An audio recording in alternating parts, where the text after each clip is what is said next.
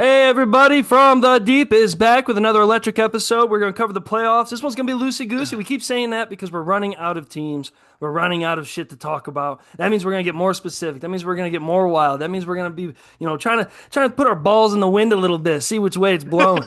You know what I'm saying? Like, we're going to do that a little bit more now, a little more raunchy.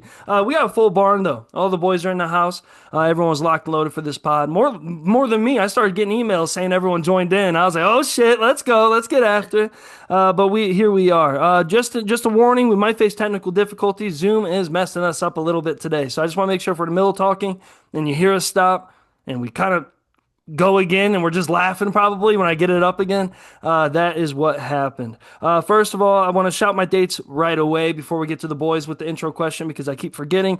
I will be at the Attic this Friday for the Late Late Comedy Show. It's been bumping, 11 p.m., been sold out every time. That shit is crazy.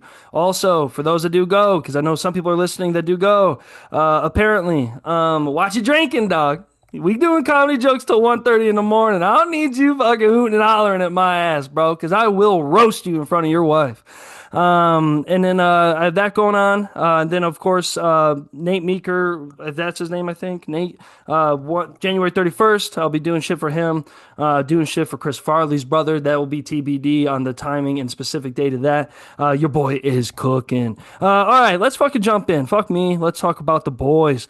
Intro question. I don't know. I was just thinking about playoffs. I love NFL films. Like I think NFL films is like, man, it should be mandatory. Like if I have a son, he's gonna watch that before he knows his ABCs. Like I don't even care if he knows what the boys are talking about. He's gonna watch that. But I was thinking playoff runs in history. I'm thinking players. I'm thinking teams. And they don't have to win the Super Bowl. Of course, most playoff runs that are electric do win the Super Bowl. But you know what it is. Sometimes, you have a great run and it doesn't work out. I was thinking of stuff like that specifically. I'll start it off first before we get around the board to the boys and go in circles again. I'm gonna do Larry Fitzgerald. To me, that's who kind of spiked this question in my brain. We're talking about somebody that literally kind of like we all knew he was good. Cover of NCAA with Pitt, the long hair, a dog. But that run he had, like, put him on the map for us as kids. It really did, because we didn't really pay attention to Arizona like that. And then, like, it led to the cover on Madden, with Troy Polamalu, which arguably greatest cover in Madden history, probably. Dude, I'm going Larry Fitzgerald. They didn't win the Super Bowl. Shout out to Antonio Holmes, who had what we all tried doing. I remember during recess and shit after that, or just playing backyard football. Everyone was trying to hit the toe tapper. I'm gonna do Larry Fitzgerald to start it off. All right, we got Coach Keegan Lowe in the house. Keegan, favorite playoff run, player or team? Anything you got? Favorite playoff run? You know what? I'm going to throw some crazy ones out here. All right. I normally always pick like that Steelers run and stuff like that because I always thought that was a crazy one. I love that you picked Larry Fitzgerald with the Cardinal one right there. But I'm going to go a little different. I'm going to pick specifically the battles between like Tom Brady and the Sheriff Peyton Manning, dude. We're going to focus on the Sheriff Peyton Manning when he was with the Colts and just those few times where he couldn't freaking get it done until he finally got it done with the Colts that one time over there. So I love the battles and that relentlessness. And we didn't know if he was really the dude since Tom Brady kept blocking him over there. And then he finally did again over in Denver. But I really like those years when he was with the Colts over there. So giving it to the Sheriff, dude. I love that. People were, hey, I'm kind of a pro of that season. If you remember during that game against the Patriots, huge game. They even got on Sports Illustrated. You know how good you got to be if someone beats you? They post about it on Sports Illustrated, like cover. Oh, Tom Brady finally goes down. The Sheriff got him. And it was linemen scoring touchdowns, if you guys remember. That game was kind of wild. And shout out to the Bears, too, because their run was kind of really crazy leading up to that. There's a lot of hype around that Super Bowl, I feel like. Even when I was a kid, I felt it, I was thinking what TJ says. We're getting familiar with the game at that age, really starting to get, I feel like we have a lot of references from that time. Shout out to the goddamn Sheriff, the biggest forehead and the best goddamn player. Also saw a stat where he played with so many Hall of Famers, and it kind of makes me push back on calling him the greatest of all time because holy shit, that boy played with a million Hall of Famers, dude. He really did. But you know what? Greatness is greatness. Hey, to the other side, Eric Wheelin and Dealin Wheeler is in the house. Wait, what's your favorite playoff run, dog? Dude, I gotta go the 2012 New York Giants just because I want to see it happen in modern day football. I want to see let's compare it to a team this year. Who'd it be like the Panthers making the fucking Super Bowl? Because the Giants were an underdog in every single game they played that postseason by a pretty wide margin. To take a barely 500 team to the Super Bowl, I think would be so infuriating but fun to watch for as an NFL fan, because now I'm just an NFL fan. I'm not a Cleveland fan right now. I'm just an NFL fan right now. I think that would just be so much fun to watch. Like even Eli only had 26 touchdowns and 15 interceptions that year. Like it's not like he was at an elite level either. Like I just think that'd be so much fun to see in this modern NFL. Just like a barely middle of the pack team makes the fucking Super Bowl. Oh yeah, I love the Panthers. I think that's why we're kind of rooting for the Bucks because you need a gunslinger behind it. Like that's like Mm. Baker Mayfield dragging the team out because that's what Eli did. Eli said, "Fuck it, we made the playoffs." Also, that defense was electric. It really shows you, like, hey, we talk about the Browns a lot. This pod won't have a lot of Browns. I will say something about the Browns. You're only a couple fucking positions away sometimes with a good defense like that to make a run like that.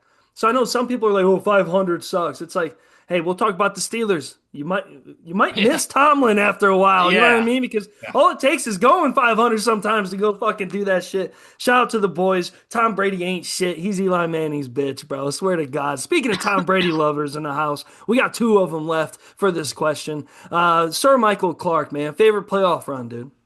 Well, funny enough that you said that, I'm actually gonna bring up a key component of some of his. I'm gonna bring up 2018 Julian Edelman. Educate me. Ooh, I love that. He had 26 catches over the playoff games for 388 yards, and then the Super Bowl had 10 catches, 141 yards, which earned him a Super Bowl MVP.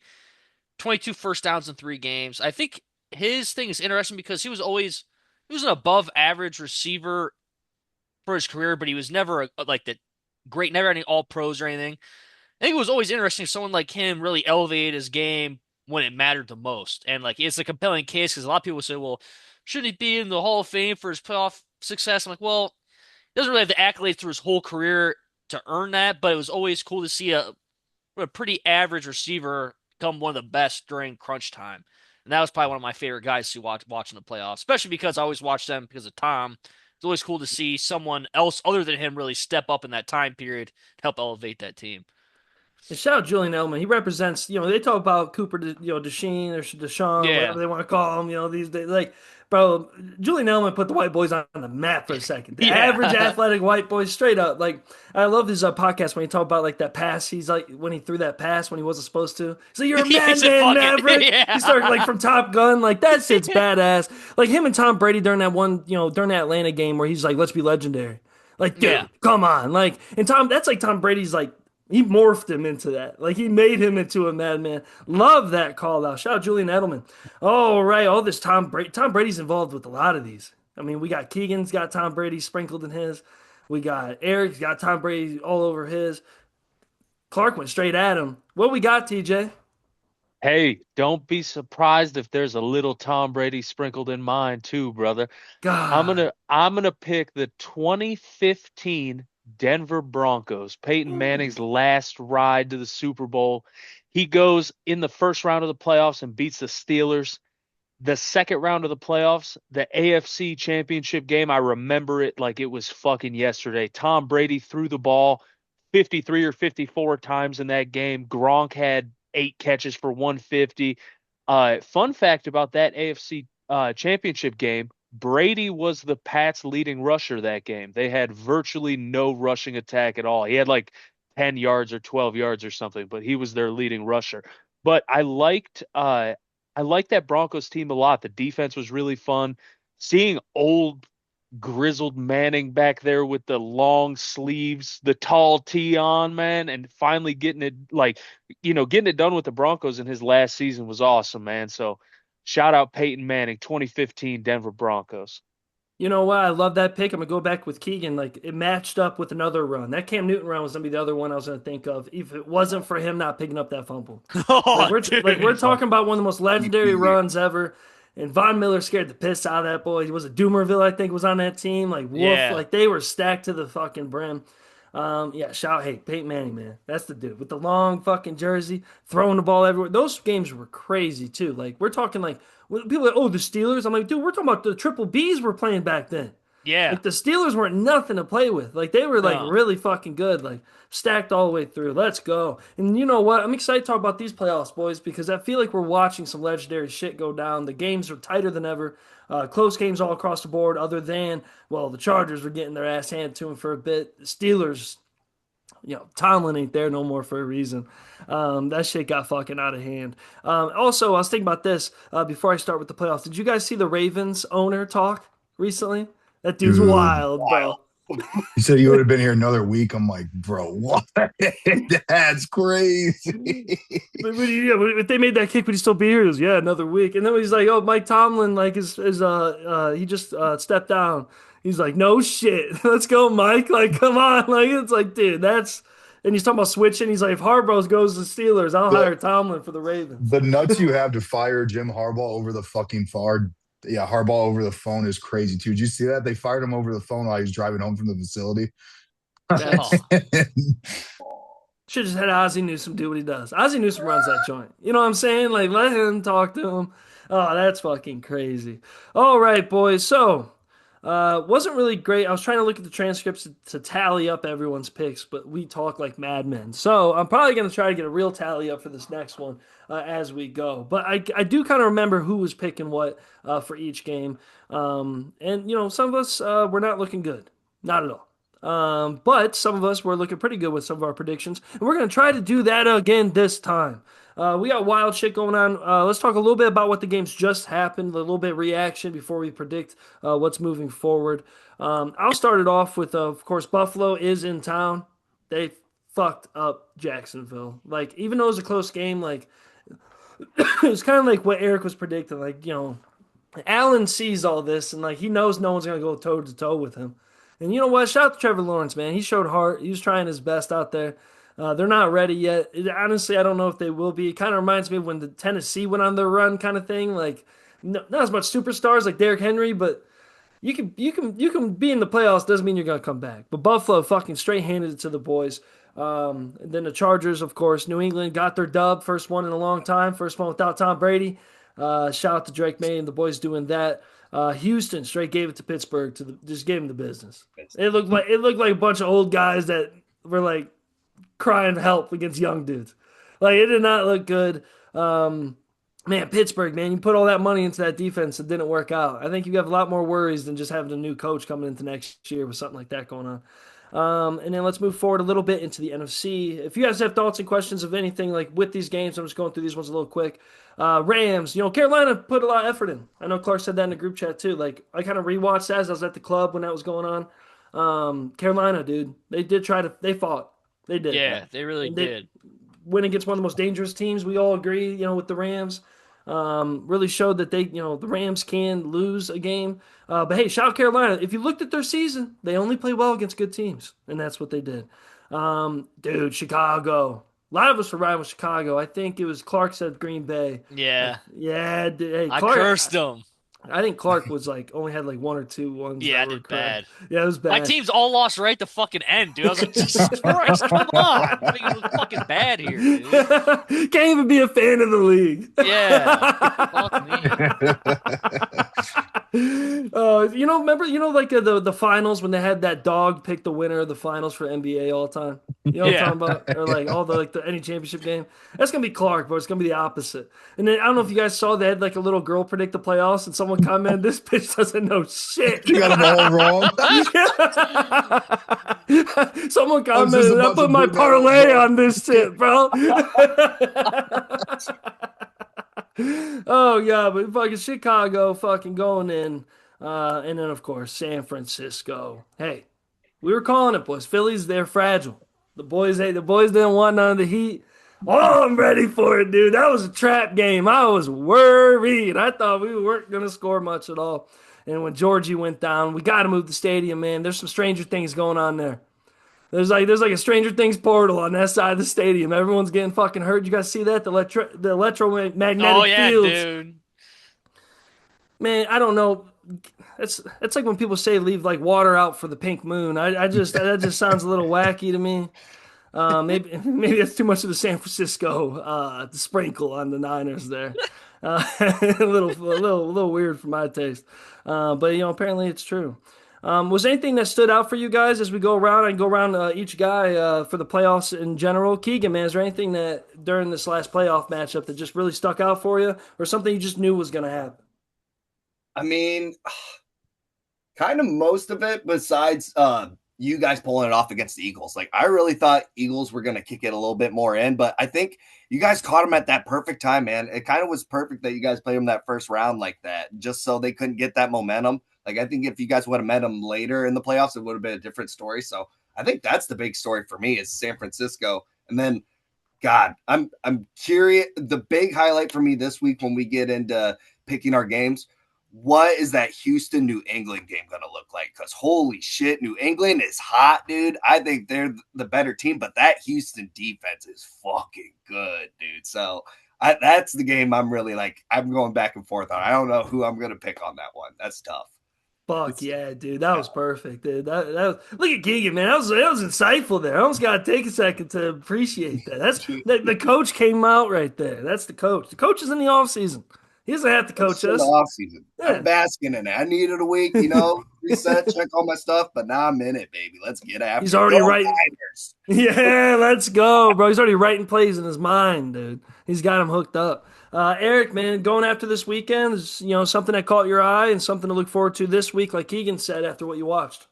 Yeah, CJ started 5 fumbles and Steelers still lost by 24 points, which Yeah. I just gotta say, I fucking hate that team. I'm so happy they got their dicks kicked in. But besides that, man, just what a wild card weekend overall. I thought that Bills and Jags game was pretty crazy because there was a moment it was going exactly how I thought the game would go for you to fire McDermott. Like when the Bills scored that last touchdown, they did it so fast. Because Josh Allen, with that kind of touch push they do, it's kind of a version of that. It's a gimme because he's 6'5", 240. No one's stopping him. So I thought they did it too early because especially the Jags with the best kicker in the league now. Like I thought they did it too early, so I was a little worried. I was like, this game's going exactly how this has to, just like the Steelers were. I'm like, this game's going exactly how it has to go for Tomlin to get the boot or leave like he did. But no, just what a wild card weekend overall. I hope the rest of the games are this close because I mean that's probably easily the best wild card weekend we've seen in a couple of years now, man. Like that was the matchups were fun. There was a bunch of teams we didn't expect, and I don't know. I just hope the next couple rounds offer that same thing, dude. That was so much fun to watch. 100%. Like I don't even remember the last time I saw one like that. That was just each game was fire. I mean, when I watch the playoffs, sometimes if I'm busy doing stuff like I got the game on, but I'm trying to do some shit, because you never know. But after a while, I had to finish everything I was doing because I got to watch these games. Shit was popping Yeah. off. Swear. All right, Clark, man. Anything that stood out to you other than the fact that nobody looked out for you this weekend? Just the Niners did. I really did, dude. I'm looking back here. I think I was trying to be cool and pick the uncool picks, dude. Fucking came back to bite me. Uh, One game that really surprised me was the lack of kind of like offense in the Chargers New England game, man. I kind of thought that would be a little bit more high scoring. Uh, I thought it was just a weird weekend overall. Games were either blowouts or they were close. Like the Carolina really surprised me. Besides that last drive, they really hung right in there with the fucking Rams, dude. Like they scratched and clawed to the end of that fucking game. Green Bay game, I turned off after the fucking second quarter, and I looked at my phone with 30 seconds. I'm like, they're fucking losing. Like that fucking blew my mind. I couldn't believe it. Uh, Biggest one is I really thought Jacksonville was gonna fucking win. That receiver kind of fucked poor Trevor Lawrence, man. That ball went right to his hands, and he fucking put like fucking tipped to the right to the safety. I was like, God damn, I'd be so fucking pissed. That's why these dudes are like better people than me. Because if my receiver did that to lose a playoff game, I'm fucking going off.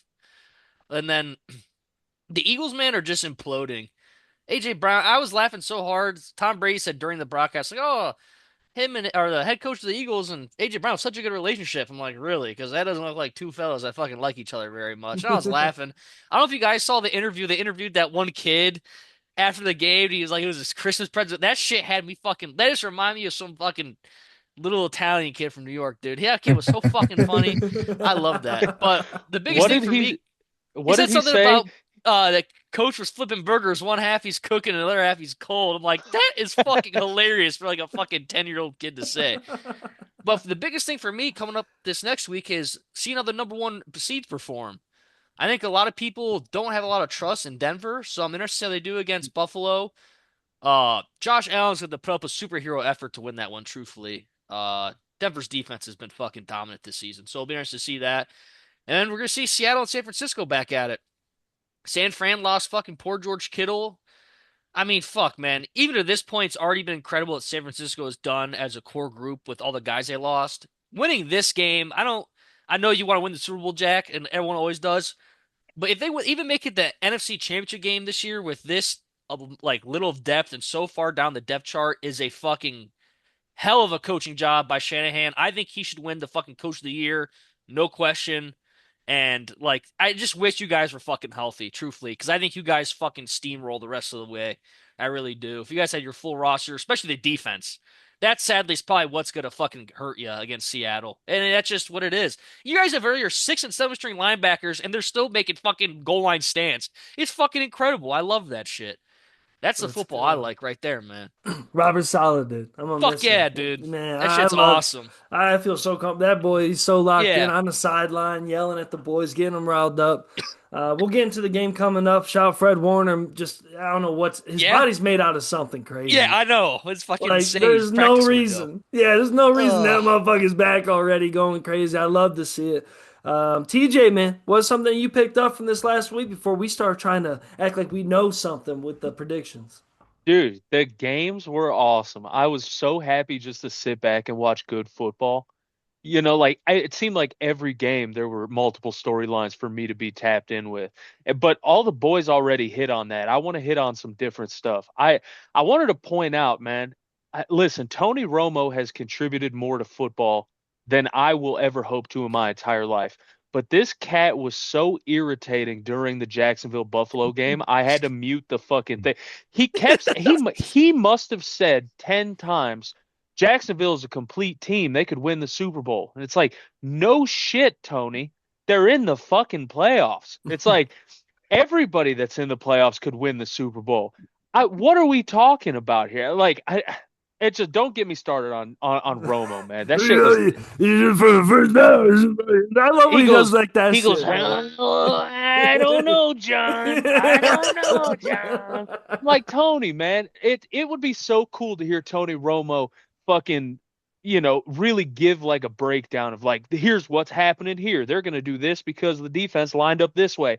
Instead, he's like grunting and fucking saying wild non sequiturs into the microphone. I'm like, dude, how does this fucking guy? And then they pair him with Jim Nance. Jim Nance, that fucking get these geezers out of here, man. I've had it with Nance. I've had it with Al Michaels, man. Get these dudes out of here, bro. But honestly, the two things that stuck out to me were that Tony Romo, and two, I can't believe I'm saying it. I'm so happy to be done with Aaron Rodgers, man. Just if this was his last ride, he has been so exciting for 20 years? Like he's been a joy to watch for 20 years. And just to see the baby, grouchy old man bullshit on the sideline, like, hey, if you watch the Steelers all year, he's been doing this thing where he'll throw a fuck it ball into the dirt in double coverage and then get to the sideline and yell, it's supposed to be an out route. And it's like, he reminds me of every old guy I ever worked with that fucked something up and then yelled at me for it. I'm like, brother, you're delusional. That's like, what are you talking about? Just fucking be better. You're the one that threw it over there. It shouldn't matter if he was fucking, he's either open or he's not. What the fuck? So I'm happy. I'm happy that Aaron Rodgers is getting out of the game before he can wholesale ruin his legacy in my head. I appreciate that. I'm an Aaron Rodgers lover. That's the best thrower of the football we've ever seen, ladies and gentlemen. No doubt. You're not wrong. And yes, he is a little crazy. I honestly, like, I go back to Clark's thing. Like, these guys are better people than us. I'd be like Aaron Rodgers on steroids. Oh, I'd be so if I was goddamn a quarterback in the league, Oh, yeah. bro. You drop one, never fucking catch getting the ball to your way again. I'd be taking perks, fucking telling everyone to fuck off, dude. Swear to God. You know what, though? Yeah, I mean, I low-key hope that, like, I'm kind of, we're gonna get into coach stuff, but I know how you guys feel about my boy Big Mike. I know TJ don't like him as a coach all that much, but I like Mike. Hey, I'm just saying, I want him to go to Pittsburgh, let Aaron run it back one more time. You just can't coach my team. That's how Mike feels. He likes it, he just can't coach my team. Yep. But that's fine. Let him go back home to Pittsburgh. Him and Aaron are back together. But yeah, man, that shit. And honestly, I think it's always kind of fun to watch. Like I was saying earlier, watch the old heads get beat up by the young guys. Like I think it sucks. It's almost like WWE. It just has to happen. And I don't care how good the old guy was, he's gonna lose. And you know what I mean? This ain't always the sheriff. This ain't always, Ray Lewis. Now, honestly, if you watch what Ray Lewis and the sheriff had, they didn't really lead their team worth a damn. Everyone else did it for them. Aaron Rodgers thought he had that going into this year. That did not fucking happen. Let's get into some predictions, boys. We got some crazy matchups. I know Clark was referring to Buffalo and Denver. I know people don't really know if Denver's all that good yet. They're a young team with a pretty high seed, especially honestly, probably one of the most overachieving teams this year by Yeah. far of what we predicted. I don't think anybody predicted this necessarily, but honestly, I think we should take a little bit of a victory lap just in case they lose, boys. We were trying to pull for Denver when they weren't doing well in the start. We kept saying, "What the fuck, Bo Nix?" Like I remember that. Like week 3, we're like, "Bro, we're talking you up. We thought you guys were gonna do some cool shit." I'm a Sean Payton guy. I saw the movie when he coached the little kids, dude. When Paul Blart was fucking out there coaching the kids. I saw that shit, bro. That shit was dope. But we got Buffalo and Denver, boys. Allen is just honestly, like Clark was saying, he's had to do a superhero effort, but honestly, like what a perfect situation for him to be going against a team that hasn't been in this situation in a long Mm-hmm. time. Like he knows what he can manipulate in this game, and I think he's gonna feel comfortable about that. He knows that they are gonna be uncomfortable, not him. So I'm kind of hoping for that. But also, man, like Eric was saying, the Bills just they know how to throw away a game too. Yeah. Like they know how to lose just as well as they know how to win, and that's a dangerous combo. But we watched Philly win a Super Bowl off that combo last year. You know what I'm saying? Like Buffalo kind of seems like a fun, happy version of Philly. Like it's all Yeah. blowing up in front of us, but not really at the same time. But like it's more like in Buffalo, it's like, oh, we're all friends. We just don't work well together. And then like in Philly, it's like we work great together, but we're not friends. Like you know what I'm saying? Like it's just a weird combo. Let's go around the room. After saying all that, I say Denver. I think Denver's going to do it. I really do. I do. I think Denver's going to do it. I think it's going to be a cool game. It's going to be a close game. But I've watched Allen almost get hurt like 10 Oh, times against Jacksonville, and I just see something bad happening, dude. I see those young boys in Denver playing a mile high. That place sucks at the playoffs. Like probably the best home field advantage in the playoffs you could possibly get. Give me Denver, but I'm gonna go over to Keegan. What do you think, big dog? You know what? Denver is the better team. But you know what? There's just this feeling in my gut that's saying, why would you bet against your boy? And I'd rather be on the other end, freaking, and have Denver win even, and me be wrong with my prediction. But I couldn't be wrong and not pick my boy Josh Allen. So I'm going with the Bills, man. I'm going Bills over Denver.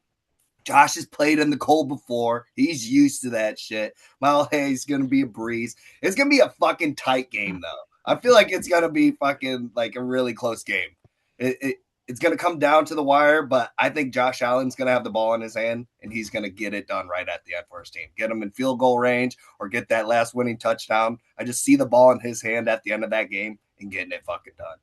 But Sean Payton's a hell of a coach, and he's got a hell of a team, so it's going to be a tall fucking order. I'll say that. Hey, Sean Payton. Before we move on to Eric, he if you ever seen his losses in the playoffs with the Saints, they are always the closest losses ever. I think like his like plus minus of like being like one of the most successful NFL coaches of all time is like the slimmest margin you've ever seen. I mean, I remember when the Rams, no call PI.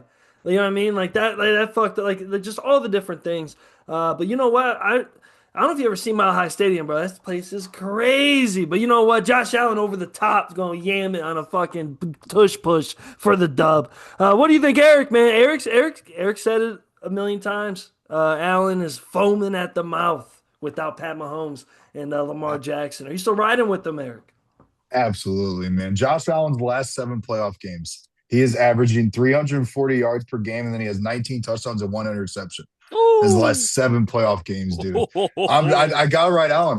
I just have to. I think Pause. Sorry. he's an. Sorry. I'm gonna go with Josh Allen again. We'll roll with him. Oh hell yeah, dude! No, I predicted that for you. That's what I was like. I know this one for Eric. He's gonna ride with it. Hey, Denver, it's not your time yet. Clark, you brought it up, dude. You think Josh Allen's gonna be the superhero, or you think he's gonna get shot down and ran over by a bunch of stallions? Ooh. Um, I think Josh can do it, dude. I'm always a big fan of storylines. I think this is his time to etch his name in the fucking NFL storybook, baby. The time he dragged probably his worst team to the playoffs, fought like hell through all these close games. I think he does it. They're my favorite to win it all, truthfully, right now. I think he can do it. Now, that is very contingent on if he doesn't get hurt because he's playing very reckless. He's running the ball a lot. The motherfucker never slides. All it takes is one big motherfucker to roll up on his leg wrong, dude, and the Bills are gonna fucking be fucked. So that's very contingent on that. But if he can stay healthy, I know they're very hurt at receiver. I believe they have like only three or four guys that are like on the active roster at receiver. So I don't know what they really plan on doing with that. I haven't looked into it too much, but I think Josh can get it done. Does Mitch Trubisky have a Nick Foles moment? Oh my God, I would fucking shit my pants if And he if finally Titty comes home Sucker if after. Mitch comes out there, the pride of Menor High School, and just fucking launches it deep, or he throws a pick He to takes lose the out the game. Bears, dude. The Yeah, Bears. yeah. Oh make my it. God, that'd be even Bears fucking out. better. He even discount double checks their ass and fucking shouts out Aaron Rodgers, bro. Let's go, dude. Oh, but hey, we got Buffalo again. I'm the only one riding with Denver. Hey, I'm riding Broncos, not Allen. TJ, what about you? Listen, man, Josh Allen is spectacular, but he ain't that spectacular. Not enough to pull it off with three healthy receivers. I just don't see it happening. I think the game has a perfect recipe to kind of flip upside down for Buffalo. So you have the injury situation in the receiver room where the only three receivers right now that are healthy are Brandon Cooks, Keon Coleman, who was suspended for like 5 games for like being off the wall, and then Shakir. So I think it kind of puts handcuffs onto what they're going to try to do. And like Mike said, Josh is playing reckless. And one thing is for sure, the Broncos are going to get after the quarterback. So if they can start weighing on Josh early, knocking him down, making him get up off the ground, when the third, fourth quarter runs around, it might be hard in Mile High in the middle of winter to get the job done. I know Allen's gonna be warming up before the game. There's gonna be a breeze that goes over his neck. He's gonna get goosebumps, and someone's gonna whisper in his ear, "That's the ghost of Tim Tebow, bitch. Get ready, get Big ready. time. The shit winds are coming, Allen. Yeah, the shit The wins, shit baby. winds are coming." Oh man! All right, the boys go around. They say Buffalo. Me and TJ say Denver. Let's move on to the next one. I think, like Keegan said, I'll stay short-winded on this because I want to hear what Keegan thinks. Houston, New England is probably one of the best matchups we're going to see the whole playoff. Two high caliber teams by far. To me, this is about as wildly competitive as I think Chicago and the Rams are going to be electric. I really do. I think there's the possibility of the gunfire there, but I also see somewhat of a possible blowout just because of just how uniquely different the teams are. I'm, you know what? I love Houston. I do. But I just don't see anybody like I know New England's had a light schedule. I just don't see anybody testing them yet. I don't think there's a complete enough team. I'll take the Tony Romo thing, the complete team. I think the Patriots are filled with a bunch of no-name guys. And I think if Houston wasn't as banged up as they are in certain ways, like they would definitely do it. And I love Houston, but you know what? I'm gonna roll with Patriots on this. I like Mike Vrabel. He's been in the playoffs before as a coach. I think he knows what he has here with the team. I'm gonna do New England. Keegan, what do you think? It is funny, dude. I am actually going to follow the exact same suit. That is my line of thinking right there. I think Patriots are the better fucking team. I mean, after I saw what they did with the Chargers and just like, yeah, it was a close game. It wasn't like high scoring or anything like we thought, but man, they just fucking play well the whole fucking game. They're just such a complete team. Vrabel's there, dude. He's in the perfect situation with New England. I really like their momentum right now. And like you said, I think there's still too many questions with Houston, not their defense. Their defense is legit and they are ready to fucking go win a Super Bowl. I do believe that. I don't trust CJ Stroud right now. I don't trust that offense. I don't trust any of that, what's going on with their offense. So I think they will blow those opportunities. And I don't think New England's going to blow that. So give me New England. This is where quarterbacks matter, I feel like. Yeah. Yeah. This is where the quarterbacks make or break the whole situation. Because most of these teams got decent defenses. You don't really see that unless you're like withered away like the Niners. Like most of these teams have decent defenses. I like that. Eric, man, who we going with? New England or Houston? You know what? You're kind of like Vrabel's like a Final Four version of you, dude. Man, I don't want to echo your guys' points, but I'm going to. Like, I think the Texans defense, as to Keegan's point, like you're not worried about them showing up and playing. But what version of CJ are you going to get, especially with the banged up receiver room again? You know what I mean? Like well, he had 5 fumbles, but I think he only lost 2 of them to be fair. If you do that against New England, I'm confident in their team capitalizing. And I'm going to go with the hotter hand, and the hotter hand right now is Bo Nix over CJ Stroud. So I'm going to go the Patriots as well. I like them more in this game. I wish Breaking news: CJ Bo was Nix playing. plays for the New England Patriots. Oh my God! Yeah, you're good. You're good. You're good. I don't want you know you're what I good. meant. Breaking My bad. news. You're good. Keep going. What was your point, dog? Did I run you off the train, dude? No, I'm saying I wish I was confident enough in CJ, especially him being an ex-Buckeye, to pick the Texans here. I'm just not right now, and that's not totally his fault. The offense is banged up to shit. He doesn't have any receivers out there. But I mean, all due respect to Christian Kirk, not Charlie Kirk, as Stephen A. Smith did the other day on ESPN. But the edits of that make me laugh, bro. I'm right, New England, man. Oh, let's go. He's going with New England on that one. I like that. All right. Moving forward with that, Clark. All right. You know what? You two fucking are you so okay. You guys love Tom Brady. Do you still love the emblem that he had? Do you love the Patriots the same way, or do you hate the Patriots? Like, how does that work? Do you love Tom Brady but hate the Patriots? Or you know what I'm saying? Because everyone hated the Yeah. Patriots. You know what I'm saying? Is because I really have never minded the Patriots. As we all know, I'd like the Browns. I've always been, especially the NFL, always been more of a football fan. I liked their franchise as a whole. I think they're run very well. Other than, they lately have had some guys get in trouble. For the most part, they've always kept things straight in there. Like they've been on a good path. To me, honestly, I think this is the easiest game to pick. We've all covered pretty much the same thing because we all kind of know. Houston's defense will probably keep it somewhat close. I imagine Drake May, New England, probably pulls away a little bit towards the end. Like I said, Vrabel's been there. Drake May's had a hell of a year. CJ Stroud just been he's just been not good enough to win a game like this for them. If this was the rookie fucking CJ Stroud, say, fuck yeah, Houston can win this game. That defense is phenomenal. Honestly, you give that defense to another team, they're probably fucking winning it all. Their offense just ain't doing their job to help them win games.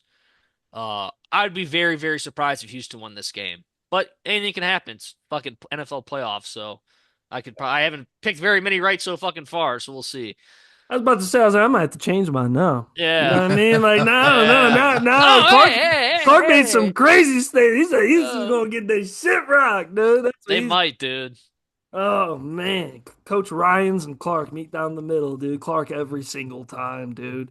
Let's go. He says New England all the way. TJ, man, you going to throw a little bone in this one? What do you think?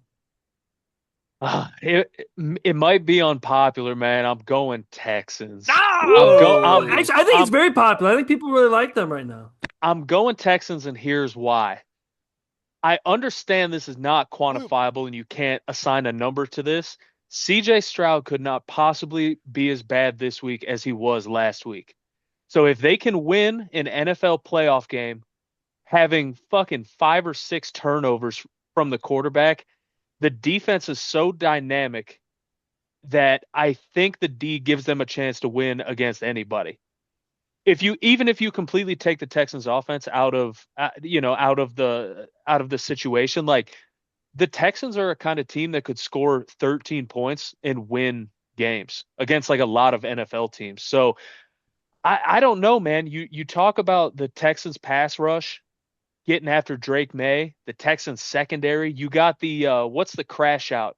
Their linebacker, Aziz Al-Shahir or something like that. Yep, Shahar. hey, X-Niner, baby. Yeah, just a straight up crash out. And I wanted to say too, I don't know if I'm late to the party or what. This Jalen Petrie dude for the Texans puts people into coffins, bro. This cat was out there with the Guardian cap, and it seemed like everybody he touched went flying through the air in last week's game, man. I mean, just incredible. So give me the Texans, man. Give me the Texans. Hell fucking yeah, dude. Hey, you know what? You gotta add some spice to this. It's never good luck if the pod picks just one team. It's just not good. You know what? I'm gonna go in the order, but I think I'm gonna reverse it for this game. I'm gonna do San Francisco last with Seattle, so I can rant a little bit. But I got to go back to TJ first on this one. Then we'll get back to Keegan. Then we'll do the order, just because this is I feel like Jared Goff, he owes me royalties for standing up for him in his low days. I think Caleb Williams owes TJ some royalties as well. TJ's been shouting out Caleb Williams more than anybody I know that has. That's not a Bears fan. And if, for those of you that don't know, real Bears fans are pretty fucking weird and delusional. It's an odd cult thing that they got going on there. But Chicago Rams, I'm gonna go TJ first because I know he loves Caleb Williams. He waited a while to talk on that last one. Who do you think, Chicago or Rams, TJ? It's poetic, isn't it? That Caleb Williams on 4th and 8 makes one of the greatest throws in the history of the franchise to give the Bears life, and the Bears come back to win it. Man, I said preseason, I said if Caleb Williams doesn't figure it out with Ben Johnson as his head coach, he's got no excuses. Then he'll be another one in the pile of busts, of supremely talented guys that couldn't put it together. And when I see the Bears play, even when they were down, I see a confident Caleb Williams. I see a cat that can put the ball anywhere on the field, anywhere between all 4 pylons. This cat could throw the ball, man. I, I give me the Bears. Give me the Bears. And I honestly, I don't think they get behind this week. I think the Bears take the lead early and they keep it throughout the rest of the game. Ooh, let's go. Let's go. See, like for me, and I'll give mine and I'll go to Keegan. To me, selfishly, if the Niners are hurt this bad, let's make it all divisional, all the way through. Like we got Seattle now. Let's give us the Rams next. Let's just keep it divisional all the way through. We know these boys. I gotta be a favorite on this. I gotta go with the Rams just because I think the Bears can win for sure. I want to pick the Bears. My family would hate me if I didn't. But fuck that. I don't want to go against Caleb Williams with my seventh string linebackers. I don't want Fred Warner's first game back to be trying to make sure he can get a sack on Caleb Williams running around. I don't want nothing to do with that. I want Fred Warner to be back and bury Stafford into the goddamn fucking turf over there in SoFi. That's what I want. Give me the Rams out of pure favoritism. I want us to not only make this Super Bowl, I want us to fucking spank our division foes right on the fucking tush, dude. Not even a hard one either. One of those disrespectful little duh, just enough vibration on there. Just to let them know who Daddy is. Come on now. And Daddy's Kyle Shanahan. What do you think, Keegan? What do you got for this one? I am actually going to go with this. All right. I think it's going to be a great game. I really do. I like your point earlier, like you were saying, Jack, how it's going to be a tight one. I do think this is going to be a fucking tight one. But here's how I'm going to predict how this is going to go down. I'm going to go with TJ's point that I think the Bears are going to hop on early. I do. I'll give it a fucking 2-score touchdown lead. They're going to hop on early. I think the Rams make a field goal, something like that. Maybe goes into halftime right there. And then fucking that second half, fucking Matt Stafford's going to fucking put it in and shut it fucking down, dude. I think Ben Johnson's going to get the Bears hot quick, but I don't think that momentum's going to ride with how hot this fucking Rams team is. I really don't, man. I think the Rams have been here. They're going to find a way to get the job done, whatever that freaking looks like, and you'll see them next round with the Niners. I really do believe that as well. There's something in the writing with that. As a Lions fan, I'll ask you this Not before yet, we move though. forward. Are you pushing for Matt Stafford to just close out strong? Because as a Lions guy, you already knew before the rest of the world I'll knew even that say this. Stafford's I'll one of detach one. it from the Lions fans because I heard this from another pod with Lions stuff. I think Matt is so far detached now from that. Like there was those few years like when he freshly went over there where he won the Super Bowl and stuff where we're like he was still a part of the Lions. Like we're like, oh, that's still our guy going to win one and stuff. But he's a Ram now. Like, let's be honest. Like, when he's done with his career, his stats and everything are all going to be where he is with the Rams and everything, and how he won the Super Bowls and stuff. So he deserves that, and he's a freaking great QB. He deserves all this success that he's done with the Rams and what they brought. He's perfect for that system. And yeah, man, I think they're just going to roll. I think this has just been all in the making with the Rams. So I'm excited. In other words, you respect him, but you're over it. Yeah, I do respect him, but I'm over it. I'll take it over the Bears. You can have one more fun time over the Bears, dude. Oh, that's another cool thing. Yeah, let's not forget another dub over the fucking. I agree with you on your point real quick, Jack. If the Bears do fucking beat the Rams, dude, holy fuck is that scaring me. Then that means the Bears are fucking good, and I bet they're going to the Super Bowl. That's fucking scary. That's scary. Hey man, seeing a Bears Super Bowl would be tight though, right? Like a Yeah. Bears win. Like we haven't seen that in our lifetime. That'd be tight. Eric, man, what do you think, man? Bears, Rams, electricity. We got a young, crazy team going against kind of the old guard that used to play offense like that. Yeah, man. So this is going against everything that my logical brain would usually tell me, man. But I'm gonna ride with the Bears. But I want to caveat this with Williams cannot have a turnover. Not one. I'm serious. Not one. I just don't. I think if that's in the books, the Rams are too good of a team to give a chance to come back into that game, and that will let them right back in the game. But I had a couple reasons. Like, so the Bears have the most takeaways in the NFL this season. And Stafford, I'm not going to get on here and say Stafford can't play in cold weather. But this season specifically, he's only had 4 touchdowns and 5 picks in games under 50 degrees outside. And to this week, I think kickoff's supposed to be like 18 degrees on Sunday. And I'm sure there'll be a little wind too, maybe not enough to affect the game. And then the Rams defense, man, they started out the season, the first 11 games, they gave up 16 points per game, which was first in the league. The last 7, they've given up 28 points a game, which is 28th in the league. So I just think I personally want to ride the Bears. Like I'm more interested in the Bears story just because I'm invested in Williams and Ben Johnson at this point. And I feel like I'm going to bite myself in the ass for this, but I'm going Bears, man. Ooh, that's big for you. I know what you're saying. I've known you a long time, watching you pick, have takes. That does go against your way of thinking. I like that, dude. He's brave. All right, before we get to Clark, this is brought to you by Dude Wipes. This section of the show. No, I'm joking. Oh man, Clark went in there, put the bidet on the house, the outside hose. Dude, He got the ice out of it and went straight to the ass, bro. sorry, boys. I had to fucking run, dog. That was bad. My bathroom's like a fucking 8 steps away, dog. Almost didn't make it. But We're doing Rams, Chicago. perfect. Actually, Eric, from what I saw earlier, it's actually supposed to feel like -8 in Chicago Sunday with the wind. So that's fucking cold, dude. I'm interested in this one. I fucking went against Chicago last week, and I don't know. I think I'm gonna go Chicago. I really think they can pull it off. Ben Johnson's been coaching his fucking ass off, dude. He really has. I know they fell behind real early last week. Stay composed, brought it back. He's got some fire to him. I love seeing that. I love them seeing him scream "fuck Green Bay" last week. That kind of shit I like because I think we missed some of that in the league today because everyone wants to be fucking buddy buddy. Fuck that. This is the playoffs. Fuck these teams.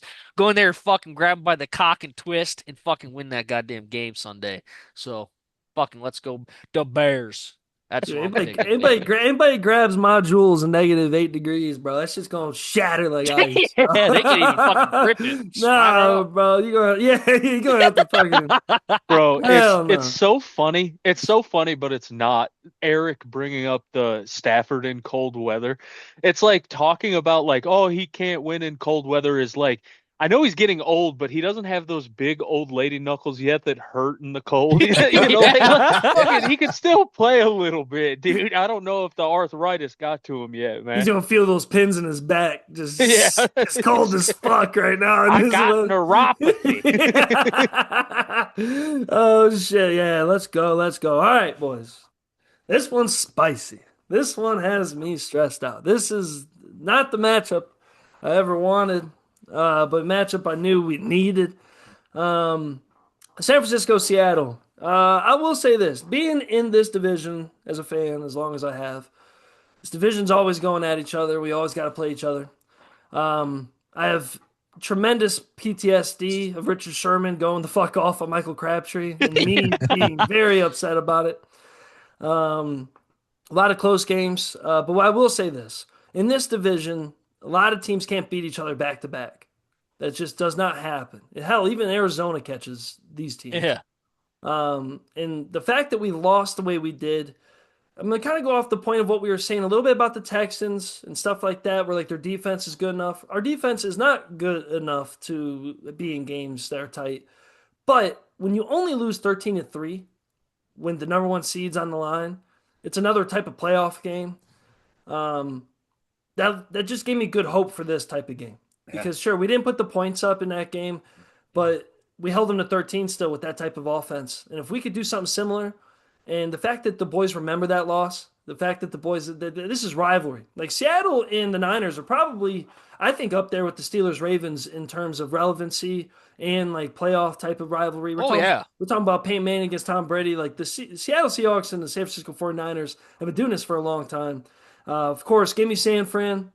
I think Seattle's young, and I'm just gonna say it. Like we know what the fuck's going on. Even those backup players, regardless if they didn't play in that Super Bowl, that fucking franchise talks about all those Super Bowls. We have the most playoff wins in NFL history right now, sitting at 40. As an overall franchise, and the most wins in a certain time frame without a Super Bowl. So let's stack up another goddamn dub. Give it to goddamn Seattle. I think Seattle should have played last week because they weren't made to sit at home. They don't know what playoff football is going to feel like. They get to wake up off their couch. Yeah, they got to see their wives and their little kids this past week while the Niners are out here scraping. Fucking George Kittle drank a whole bottle of Patron. Yeah. Fucking sitting there, bro. These boys want that shit. He didn't go good riddance. He goes, fuck, dude, I don't get to go and play Seattle and whoop their ass. Brock Purdy, Brock Sturdy, watch him fucking get on the boys, doing his thing, hitting the Dougie. Oh, man, he gonna hit that shit so hard, bro. Give me a goddamn San Fran. Seattle, it's not your time. It's not your turn. Give me San Fran. Give me San Fran by 10 plus. Fuck those boys. Let's go. Keegan, you're next. Ooh, fuck. Got to lead up to that. Oh, fuck. You say all that, and then it makes me almost want to pick Seattle the other way. Like, oh, yeah, I come up way too much. Freaking Seattle's about to pull it off. And there, you know what? And sadly, my friend, I think I'm going to go that route. I do. I think you guys are I think you got your one win with the Eagles. I think that was a good win. I think it was tough. I think you're just a little too beat up after that. Freaking losing Kittle like that, too, just freaking sucks. And I think Seattle's just got your number. I think they're going to freaking come swinging at you just because they got to. They know that they got to give you everything. And I think that Darnold leading the helm, because of last year and everything, I just feel like he's going to be on it this year. So give me Seattle and the Rams freaking in the NFC conference, man, facing each other again. And that one's going to be another fucking tight one. I'm really excited for that one next week. I'm not excited for it because it just won't happen. I get excited for something that's not going to happen. Fake shit. Oh, you know what? Like I'm nervous for all this, especially like Keegan, man. I was hoping for you, man. I thought you were going to ride with me. I know Clark might ride with me, but Eric leads with his brain cells. I lead with my fucking other brain, dude. You know what I'm saying? I'm getting too excited, dude. All right, Eric, what do you think? Seattle, San Fran. You won't hurt my feelings. You just might. I am rooting for the 49ers in this game, to be clear. My heart is with the 49ers for Jack only. Yeah. But man, it's just I think it's too many injuries to overcome on defense. I don't know if San Francisco can keep up. Like if it gets into a super high scoring game, is he the starting linebacker this week?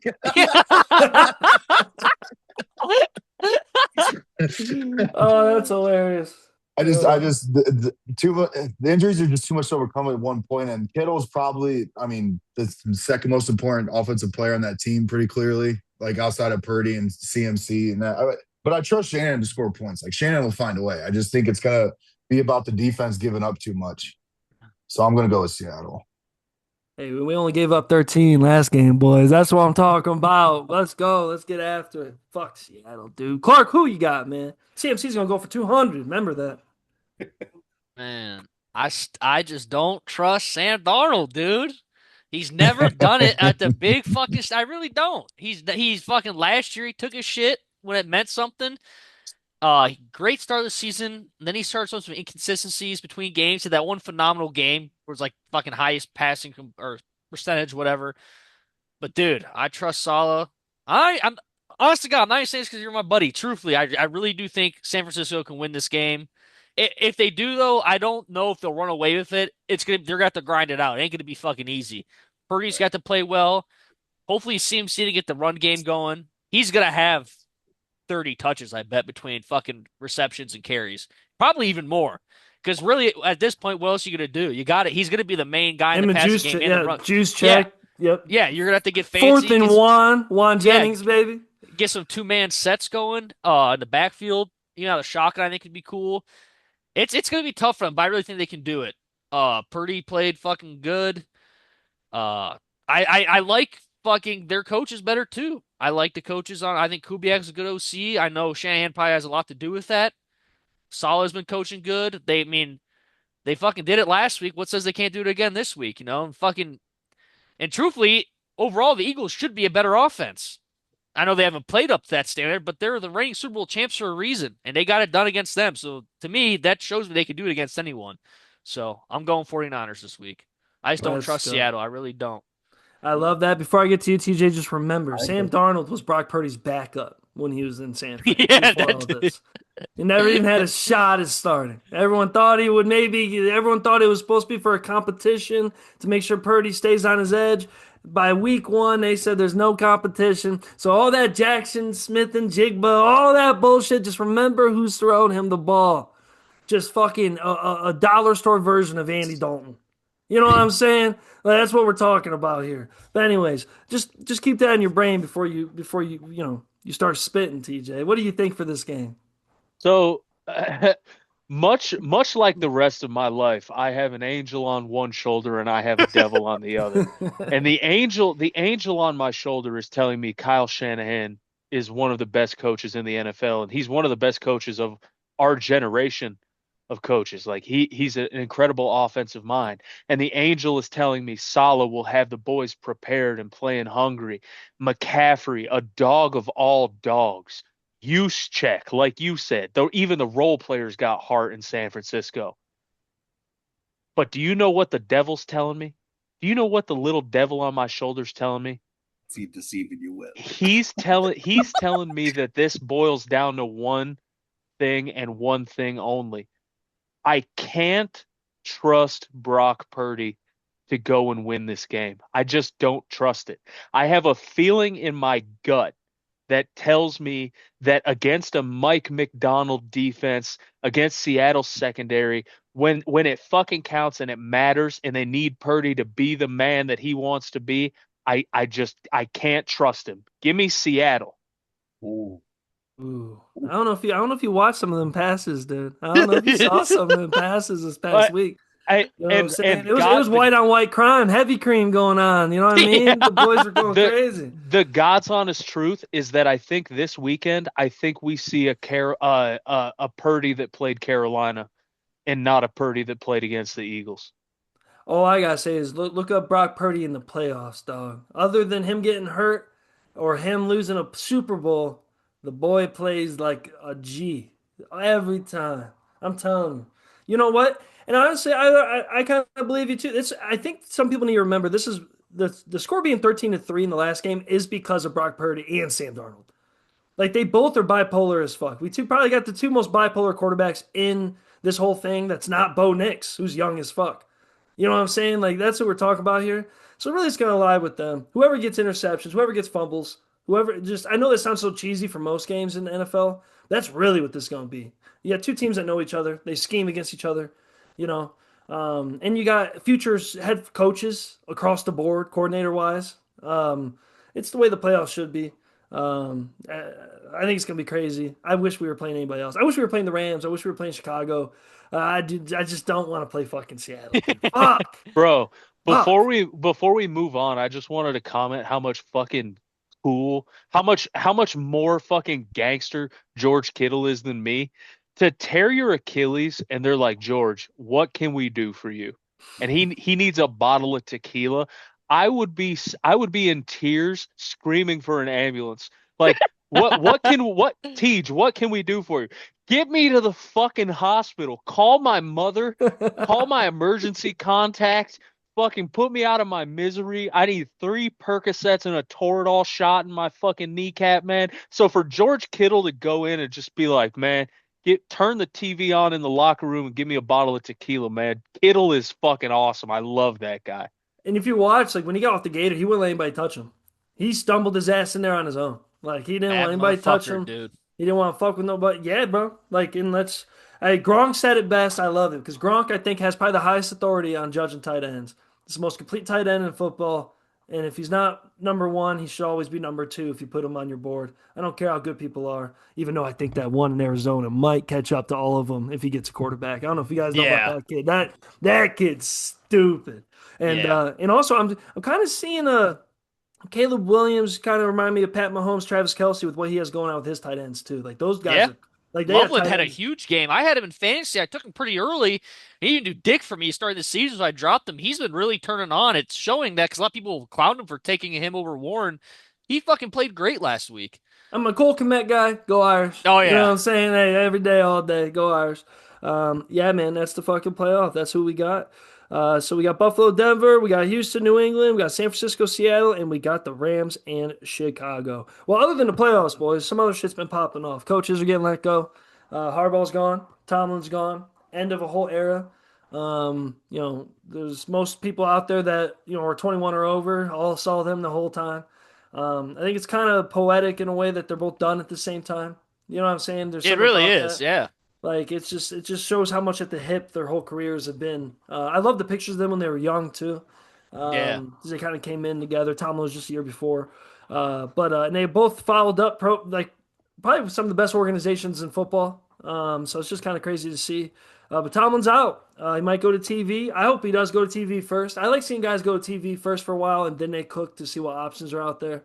But also, there's fucking seven or something options out there at the Yeah. table. Like you might have to go shopping early, Tomlin. You know what I'm saying? But we'll see what he wants to do with all that.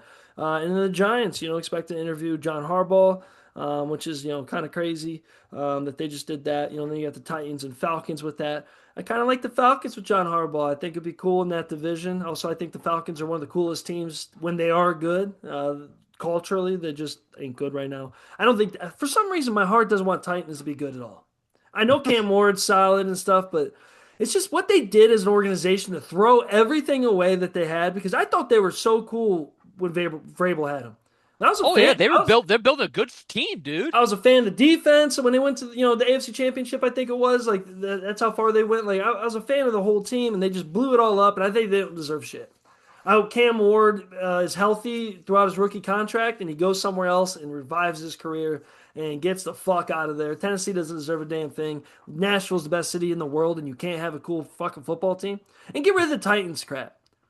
Like that's USFL shit. Like no one cares about the Titans. Like figure it out. Like either buy the fucking name from Houston with the Oilers, Yeah. or call yourself like something crazy. I don't know. Like it's just like don't you can't be the Cowboys, of course, but like be something. I don't care. Just be country singers. Be the truckers. I don't give a fuck what it is. Fucking be something. Be the Naders. Something cool, bro. Like that's a. I just hate the Titans. Anyways, player news. I don't know if you guys saw. I'm gonna pull a little Clark here. Vikings wide receiver arrested trespassing. Charged near a Tampa casino. Hey, boy, you doing your thing, dog. Off season's bright in Minnesota, dude. The off season started a while back. Godspeed, my brother. Yeah, and then I have some other shit. Matt Stafford's talking about his injured finger.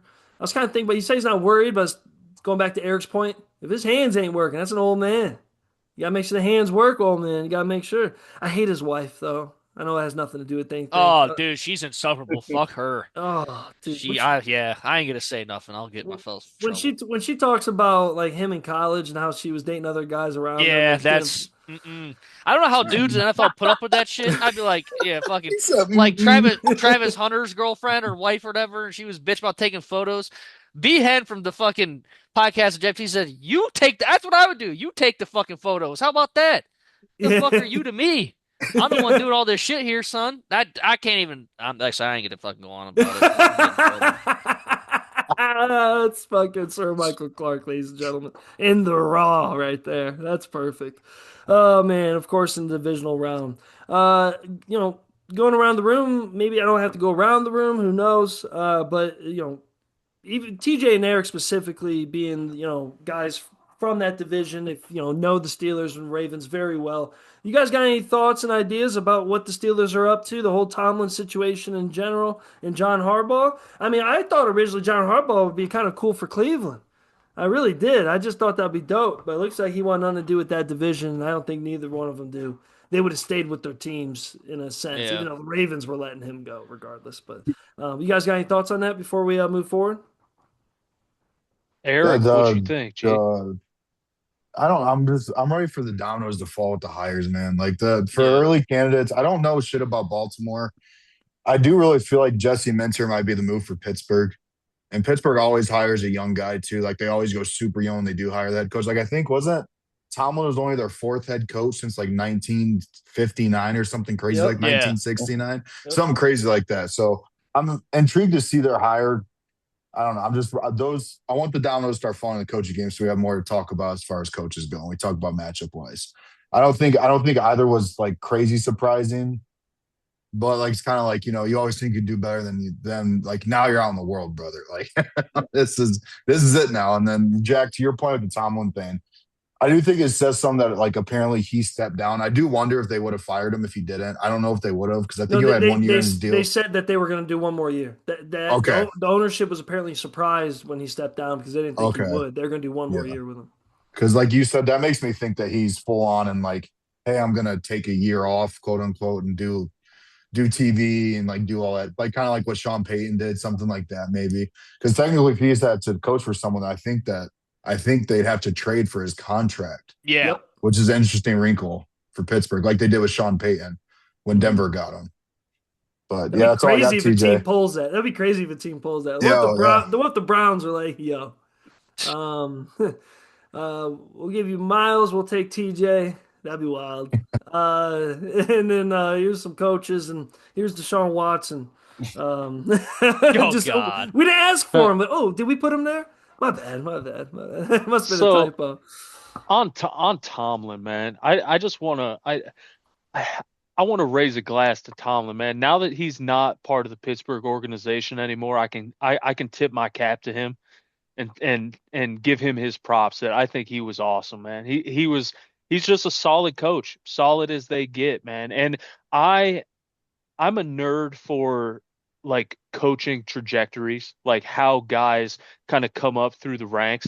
And Tomlin is a great story, man. He's 53 years old now and started coaching in 1995 at the Virginia Military Institute. He was the wide receiver coach. Damn. So he goes from there to Memphis. He's the wide receiver coach at Memphis.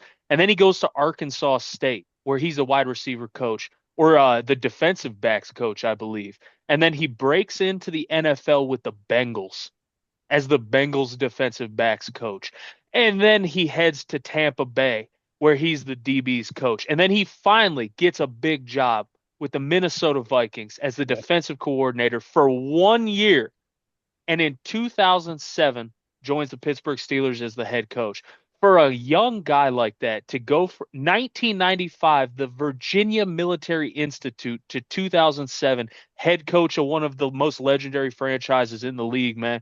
Mike Tomlin, I tip my cap to you. But I wanted to ask you fellas, and Jack, maybe you could lead the boys around the room.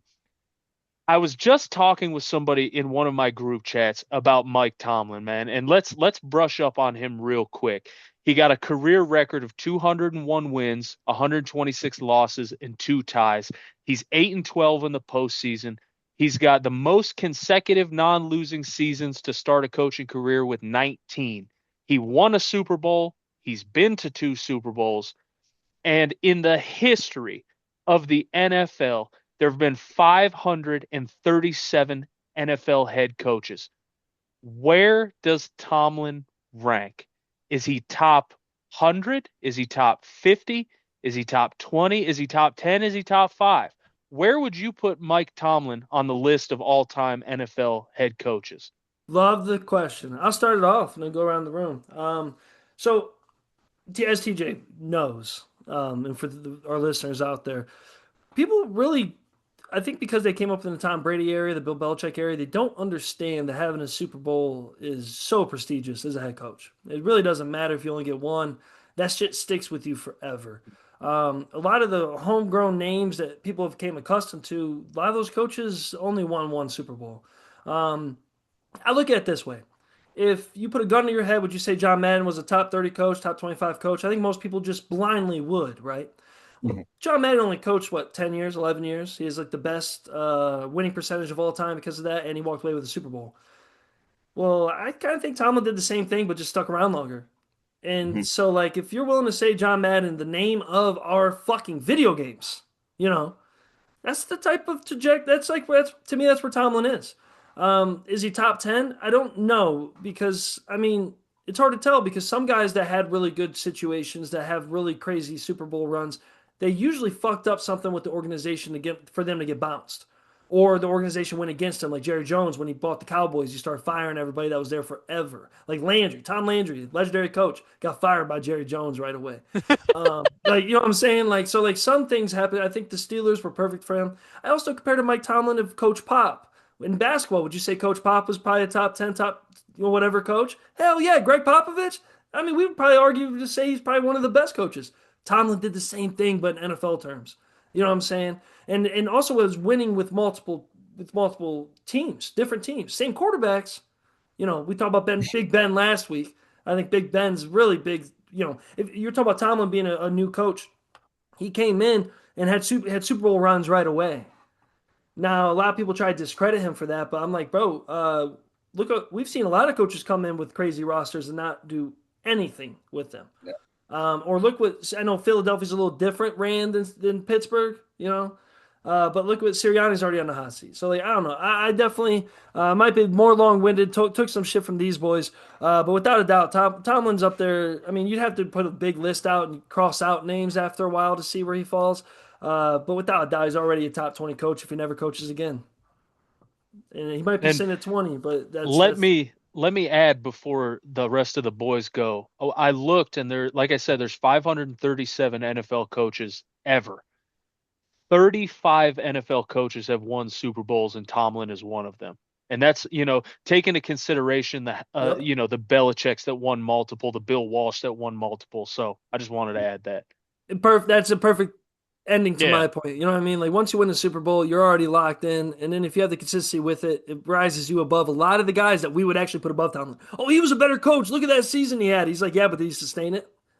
No, I bet something crazy happened. You know, an injury, player drama, blah blah blah blah blah. Keegan, what do you think, man? As a Lions fan, that consistency is something that you are just striving for with someone like Dan Campbell. And honestly, I think Dan Campbell might be like a Tomlin, dude. No joke. Like, I think you Yeah. guys could steal a Super Bowl, but I think you're going to see a lot of like right over 500 years for a long time. They're never going to get rid of them. I can just see that for some reason.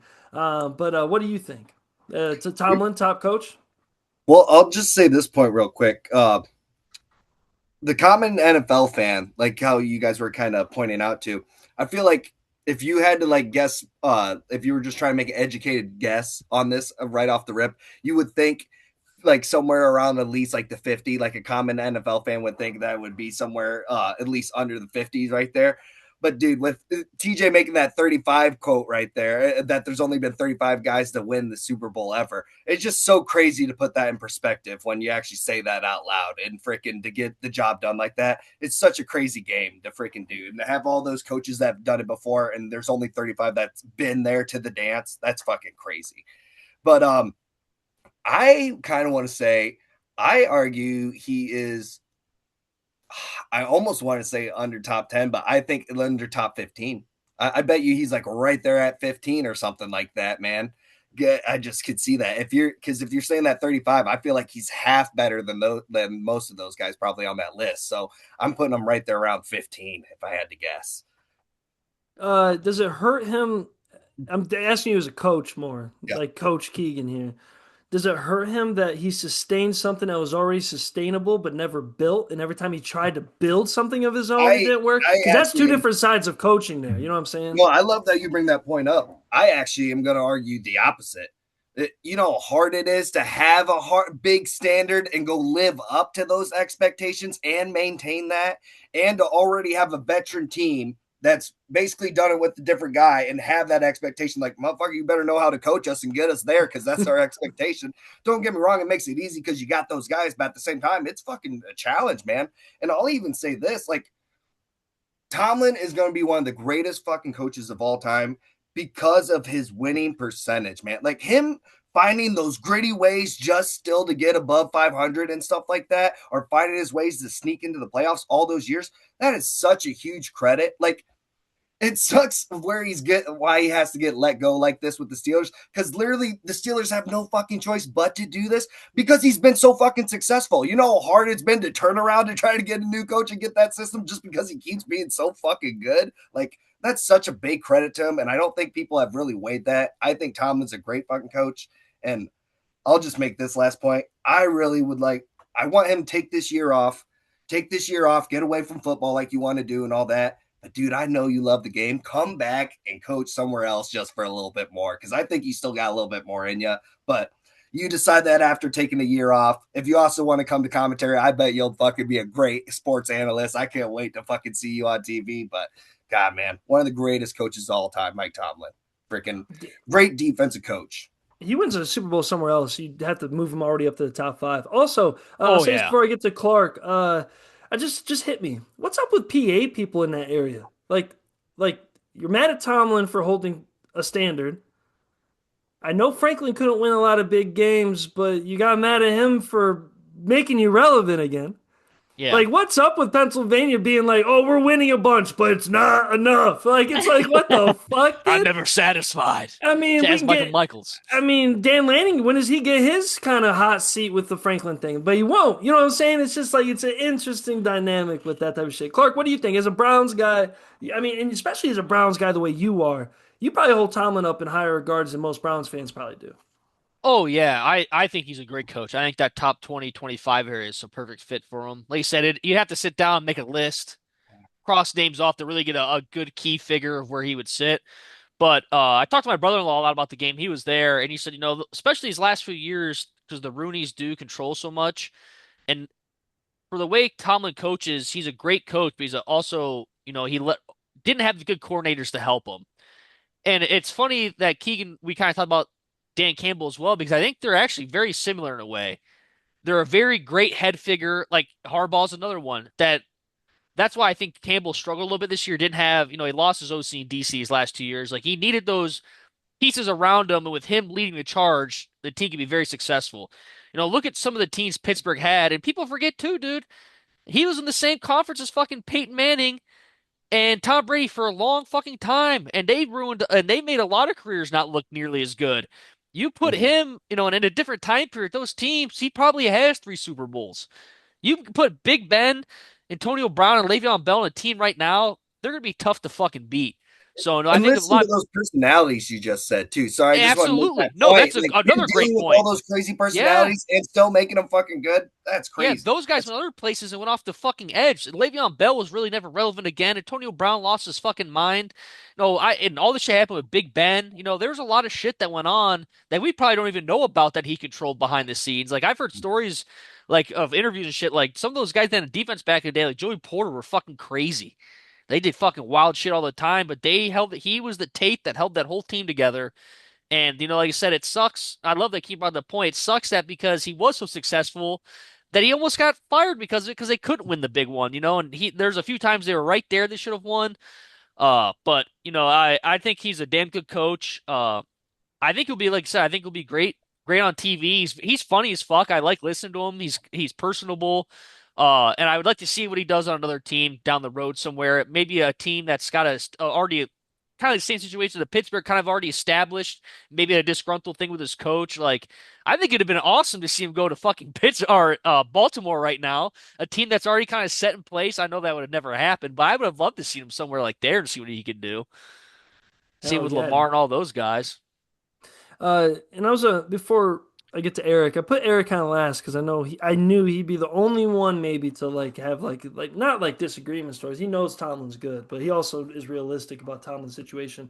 I would like to ask you guys in a way, like you don't have to answer right now, but is Harbaugh also in that conversation to be one of the best? I mean, he won a Super Bowl, and he Yeah. also, to me, Harbaugh's more of a builder than what Tomlin was. Oh yeah. Harbaugh had to keep going up, down, rebuild it up, down, rebuild it up. Now you can say about the down, maybe on him or whatever, but his ups were higher than Tomlin's ups were. They really were. Like we're talking about dominating seasons. just up there with the killer bee shit with different quarterbacks. We're talking Joe Flacco, we're talking Lamar Jackson, we're talking really good draft analysis. Another thing Tomlin doesn't get a lot of credit for as much as he should. One of the best drafters you probably ever see. Every guy he drafted was a Steelers guy. Hell, man, like certain injuries, it might have been even better. Like I always think about what would they be like if Ryan Shazier would have just never got hurt. You know what I'm saying? Like certain pieces to the puzzle. What do you think, Eric? I mean, you've been calling for Tomlin to be gone. Actually, you were the first person that I've ever heard say it, and that was years ago, that they need to think about something because what's the use of being in the middle of the pack? Yeah, Keegan, I did want to give you credit because that personality, the managing the personalities, man, is a very underrated thing, especially for the personalities that he dealt with. You know, Le'Veon, Antonio Brown. Pickens might be the only one that got away. That's going to do better outside of Pittsburgh in recent memory, at least. I feel like the top, and obviously, yeah, top 25. Like, in how many of those? So you said 36 won Super Bowls, TJ? 35. 35. Okay, thank you. Do you know how many of those we've seen in our lifetime? Out of curiosity, if you guys had to guess, what would you guys guess? Like, how many? I didn't look it up. I'm just curious. With Bill winning a lot, I'd probably say like 14 or 15. It Lindy, might get on even the be shot. less than No, that. I it's think it's less less. than that because Andy Reid has what, 3 Oh, now? true. Yeah, I forgot about him. So So that's 11 of. But they're We the only only got 14 years left. they're the only guys that won Yeah, multiple as a Multiple. coach, though. I don't think anybody else won multiple as a coach. I'd say it's in the middle teens probably. Yeah. Okay. So I just wanted to ask. I was just curious what you guys thought because it's just like for us to see it, it adds a wrinkle into it that like we didn't see the old guys coach. So for me, it's Yeah. always hard to appreciate older stuff if I don't see it. Tomlin was in front of me for most of my life watching football. You know what I mean? Like, and we know how great he is. Like, I'm not going to argue his greatness. I think Tomlin's going to be like the running case study for the modernized NFL and like Mhm. not being able to build an offense or like not be able to keep up with the offensive wrinkles as they happen. And like you talk about, like he didn't have good coordinators. Like I'm positive Tomlin picked out his coaches every fucking year. You know what I mean? And that will be the thing where it's just like, hey, if he could have had, imagine if even the last like, imagine if he just had a middle of the pack offense, man, every year. Like they just, I don't know. That's he will be the case study for the NFL modernizing because when he got the job to now, the NFL could not be more different.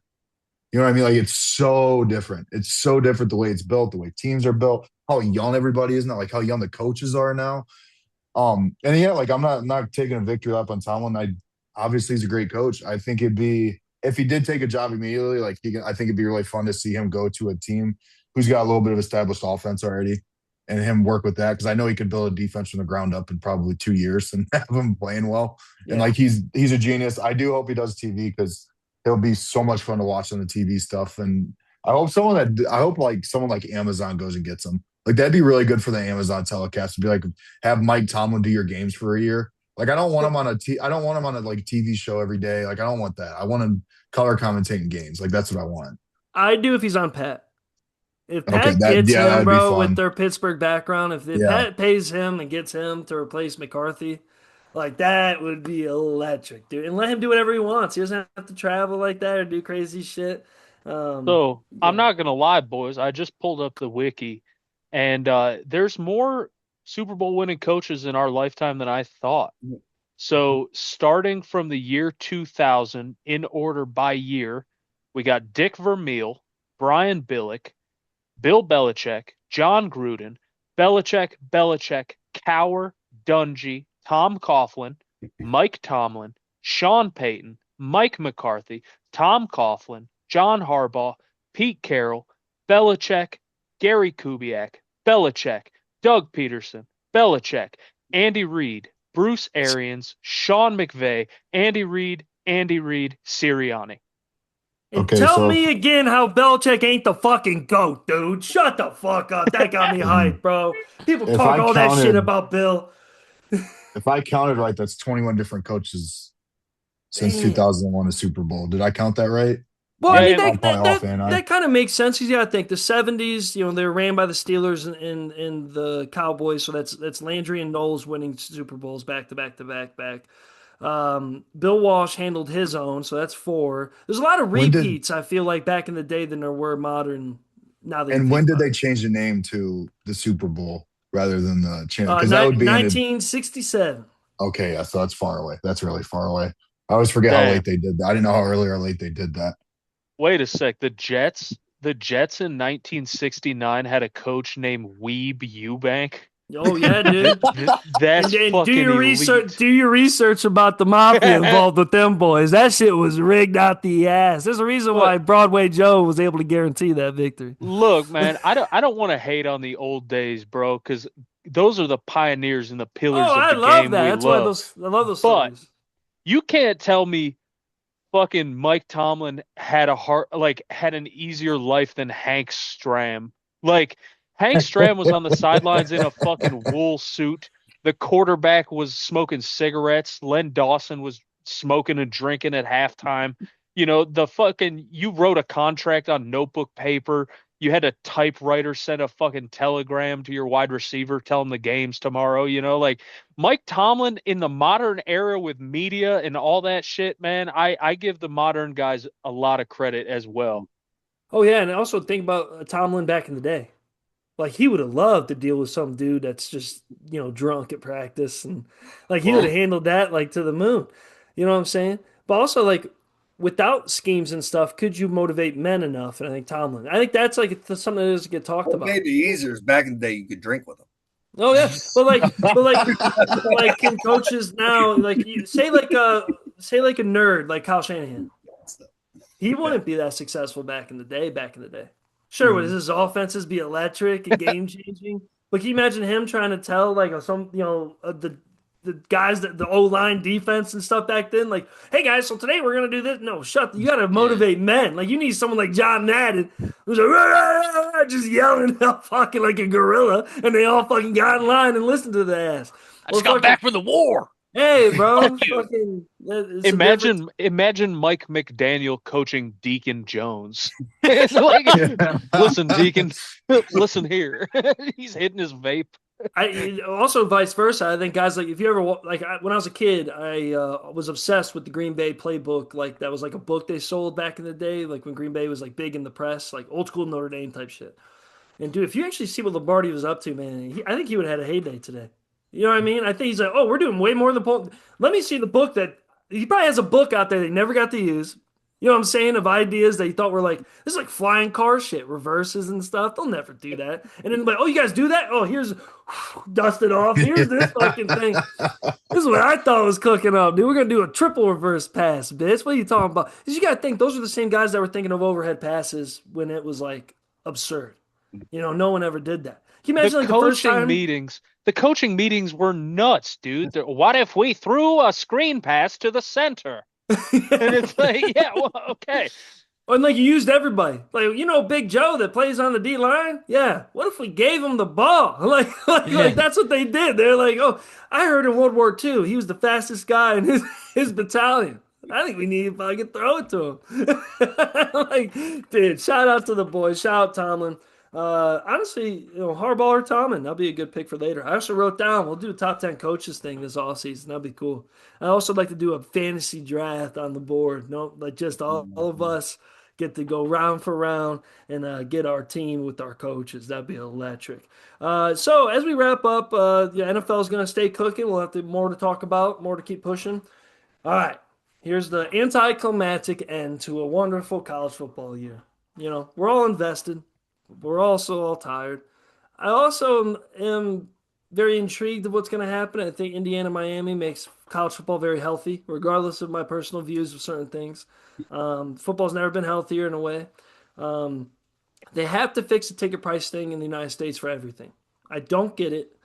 Like, I don't care if we got to separate it like the old fucking Roman days. Oh, those are the poor people. Yeah, give me a section of tickets that's for the poor people. First come, first serve. I don't care if you call it the pit. You know what I'm saying? I don't care if it's like fucking Shakespeare style shit. The people up front are the ones that are poor. I don't care what you do, bro. I just like this is absurd. Indiana, Miami, boys. Indiana has a 8 point plus spread. I think 8.5 or so forth. I think that's a little crazy. I also see it. You know what I'm saying? I also think what's making me pretty excited about this team is that neither team has really fully played another team like each other. They have, but they haven't. I think they've seen certain types of teams that are similar. I think Ohio State, of course, is very similar to Indiana in a lot of ways, but as we saw, saying is not Mendoza.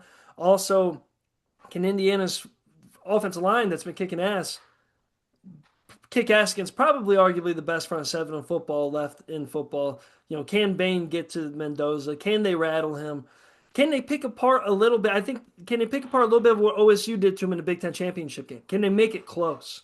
Can they do what Penn State did, where they just manned up on him, just try to outmuscle him as much as you can and see if you can roll the dice?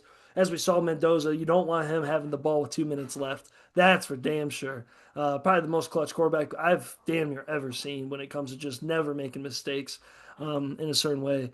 But I'm going to do my prediction. We'll go around the board. You guys give your thoughts as well about the game. Anything you want to think of or talk about?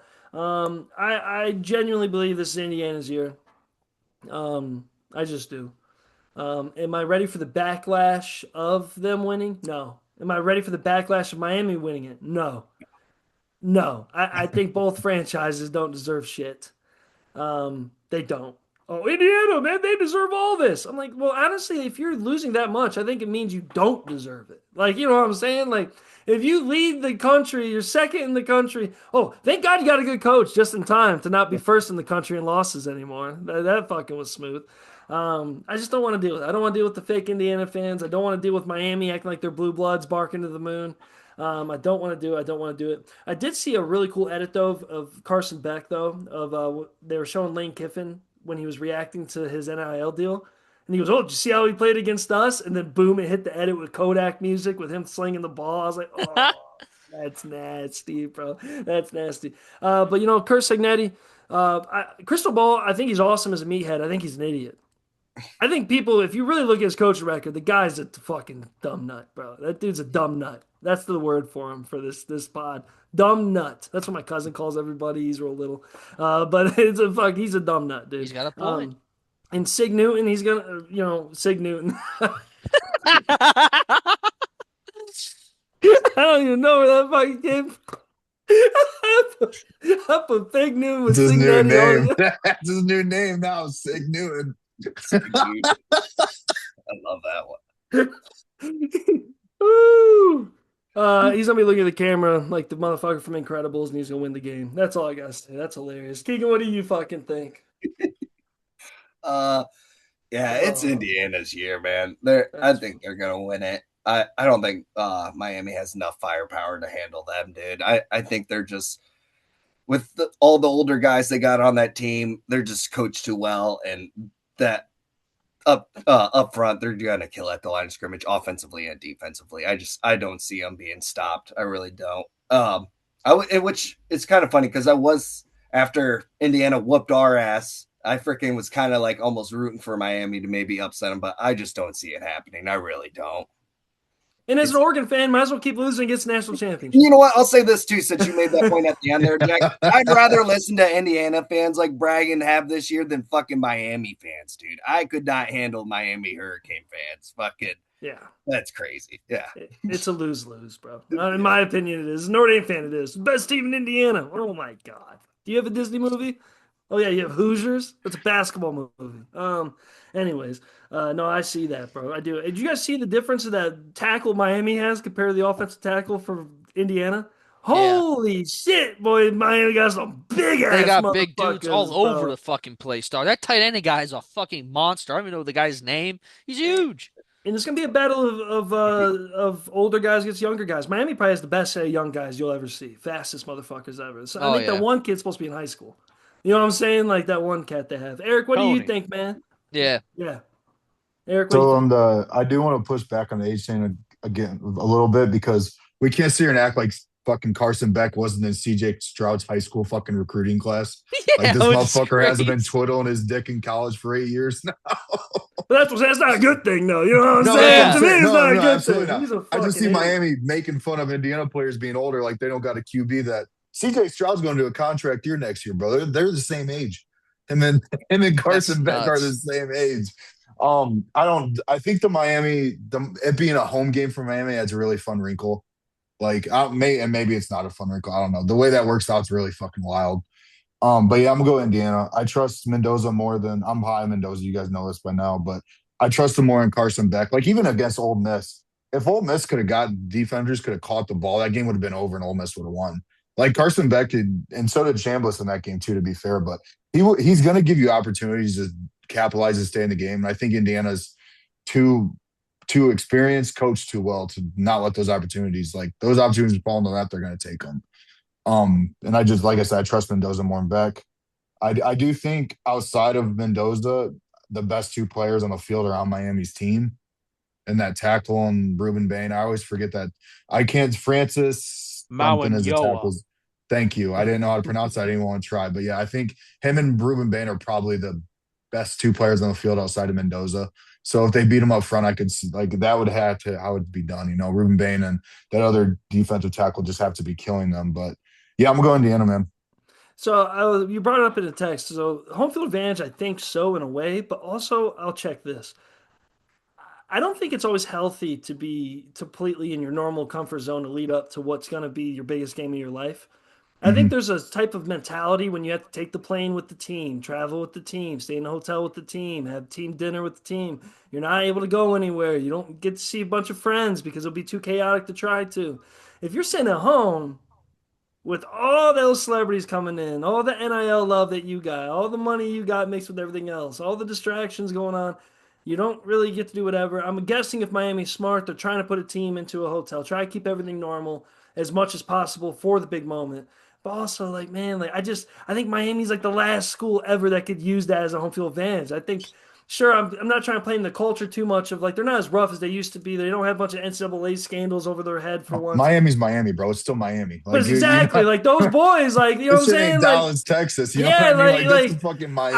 I see it as a bad thing. I think Indiana's coming in for a business meeting while Miami's hosting it, and I think that's not a good thing. I think Indiana's gonna have way more of a laser focus because they're forced to. They're not right next to home. Also, Mendoza's a Miami boy, ain't he?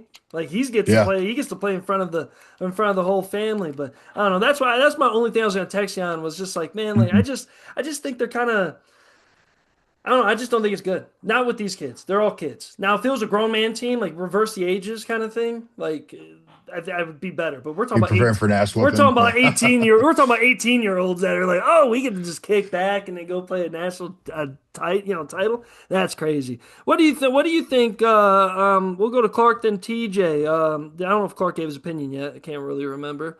No, no, I Nope. don't think. Oh, dude, Indiana all the way. Fuck Miami, dog. I hate those cocksuckers, dude. Fuck them. I hope they beat them by fucking 40. I hope I'm sitting there laughing at that fucking nerd Carson Beck. Hope he goes like 4 of 24. He's just getting lit up. I'm so sick of hearing about Miami, truthfully. People saying, "Oh, Indiana hasn't seen a run game like Miami's." I'm like, who the fuck's even done anything to Miami's or Indiana's defense all season? Are you fucking kidding me? Like, it's such bullshit. I fucking hate the shit about Miami, dude. Probably because Notre Dame beat them, but fuck them. I hope they get fucking blown out. I really do. I hate them motherfuckers. Hey, That's like my new hate. Notre Dame's not relevant though. You remember, even though Oh we're no, really affiliated with both these teams. And if you guys saw, ESPN's still bringing up Notre Dame. no, they Oh all my, do. Miami's going to championship. Notre Dame, what are you doing? I'm like, this Yeah, that one bitch that said that. Yeah, bitch. I said, I don't give a fuck. yeah. You Fuck you, fucking fraud. It's because yeah. Yeah. Freeman's assaulting wrestling coaches, bro, on his week. Yeah, good. Slam that motherfucker on his head. Punk bitch. Bro, when I sent you all that thing on Freeman, man, that motherfucker, I love when that's how he talks all the time. He goes, he's always modeling, bro. I don't care. Notre Like he's Dame. talking to a Bogging. girl at the bar. Before I get TJ, let me get this before I keep forgetting, bro. Shout out Notre Dame, #1 transfer class in the goddamn country, #2 recruiting class coming in with it, with it all stacked together. We're loading up, we're ready to go. Oh, Notre Dame has an easy schedule. Yeah, I'll see you at 12-0, bitch. Let's fucking go, dude. Go Irish. Oh man, the last team to beat Indiana too. Let's fucking get after. Oh, and shout out CJ Carr for having the tied with Arch Manning for the Heisman odds next year. CJ Carr and Arch Manning. I hope it's not similar to the way the odds were last year with Sellers and all those guys on there. I won't play into that, but I just gotta get that in there real quick before I hear TJ. What do you think, TJ? Miami beat your Buckeyes. Indiana beat your Buckeyes. In fact, as a Notre Dame fan, Ohio State fans, and an Oregon fan, we should feel kind of good about this year if this is the teams that are lining up for the championship because they're all teams that are kind of affiliated with us. Yeah, I honestly I think it's written in the stars, man. It's Indiana's year. Sig is gonna get his natty. He's got his goofy ass golden retriever quarterback. He's got a defense full of automatons that don't even think or feel, they just react. Like the run, he's got a three-headed dragon at running back, big ass experienced offensive line, the receiving core solid. Charlie Becker, Ooh. what did I call him this year? I called Charlie Becker like Patches O'Donnelly or some Yeah, shit something like because that. I couldn't Yeah. remember his name, man. I know Charlie Yeah. Becker. I know you now, big dog. And I just want to say because you guys already hit on it, man. I'm cool with Miami. I think Miami is a fine program, and I think it'd be good for college football if they were good. But listen, man, I don't understand the Michael Irvin stuff. Him on the sideline with the he's he took his belt off and was belt to ass. Brother, you won a 4-point game on a fucking dropped Hail Mary that half the country thought was pass interference. How low is the standard for belt to ass? Because like, no offense, Keegan, I love you dearly, my brother. What Indiana did to Oregon, that's belt to ass. That Yeah, is sore ass can't agree. sit for a couple days belt to ass. So Ass still hurt. Yeah, it's like Michael Irvin. What are we talking about with this belt to ass stuff? It was a close ass, hard fought game, man. You guys haven't fucking whooped anybody, even against us. I don't think like Miami did anything fantastically well against the Buckeyes. I think we fucking played terrible football. We played like shit and we didn't deserve to win and they won the fucking game. So I don't know, man. I hope Indiana takes him to the woodshed. I hope Michael Irvin, old enough to be my fucking great grandfather, gets a slice of that humble pie, piping hot right out of the oven. And I'm super stoked for what next year has to hold with, so many new coaches.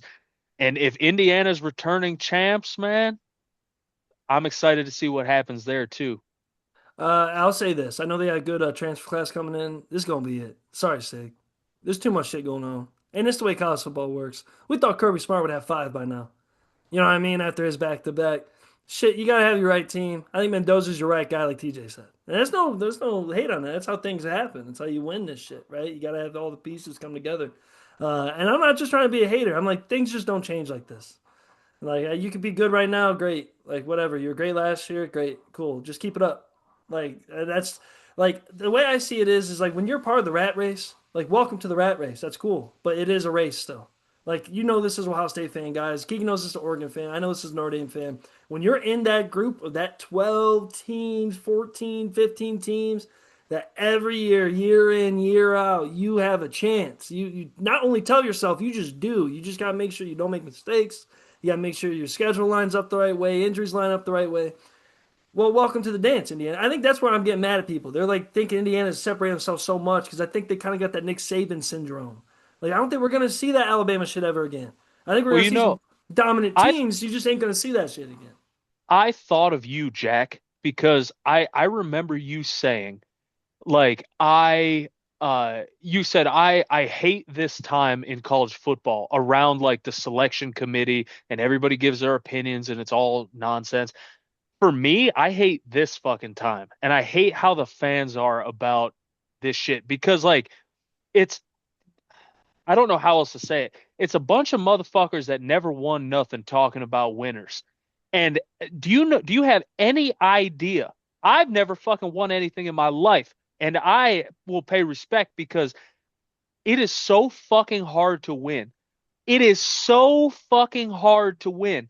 If by the grace of God in the stars, you can get to a fucking college football playoff and you can win a game and you can win another game and you can win another game and you can get to the national championship, do you have any fucking idea what it takes to win and how tight the margins are, man? So I think everybody that got to this point, like Miami, Indiana, they deserve respect. All the coaches, all the players, all the playoff teams fucking deserve respect. It's so fucking hard to win, and I wish people would respect that a little bit more. Yeah, appreciate the greatness happening right now. Don't worry about the future yet. Like I think people are talking to so many hypotheticals when it gets this time of year where it's like, I just want to worry about now. I mean, NFL football is even more like that. Like you see these firings afterwards, and then the fans getting worked up. It's like, bro, it's still the playoffs going on. You know what I'm saying? Oh, so and so's like screwed forever. It's like you don't know that. We don't know nothing. Like no one knows anything. Just appreciate the greatness. Well, what if Indiana wins? They're gonna go on a legendary run. I'm like, well, then let the run happen first before you say anything. That's what made Nick Saban so magical. We didn't expect it. It just happened. I And mean, in if the same breath, don't call fucking Miami washed if they lose by 2 tugs because like dog, they beat fucking like That 5 or 6 ranked teams. It's like is don't such a good point. I don't talk like because it could happen. Indiana might beat them by 4 touchdowns. It could be a 21 to 28 point game. But dog, Miami showed up and beat everybody.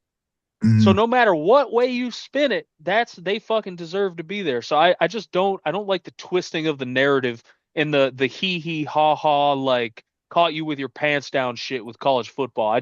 That's one of the few things that I dislike about the current state of college football. I think also people are starting to come to, at least I hope, the intelligent people are coming to realize maybe it wasn't the system that was messed up, it was the fans. Like, how is it that Oh we have yeah. 12-team playoff and we're still talking wild going to the championship of a bunch of what ifs and Yeah. hypotheticals?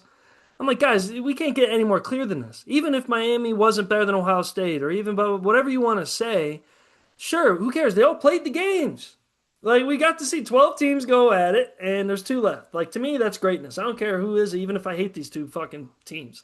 Like you know what I'm saying? It's like it's the way it goes. I look at my fighting Irish last year. Like everyone thought they were gonna get ran out of the building by OSU. We ended up making a single score game. Like that's the type of shit you're gonna get now. These teams are gonna fight. And even if things don't go their way and a blowout happens, well, fuck it. And the same thing goes in reverse. Like if Indiana, for some reason, just it ain't their night. Miami comes in, blows their doors down. You got a couple fumbles. Bain breaks Mendoza in half. He's not able to play as well. Blah blah blah blah. People will still say that about Indiana. That's why I know this is all rigged yeah, and fucked up.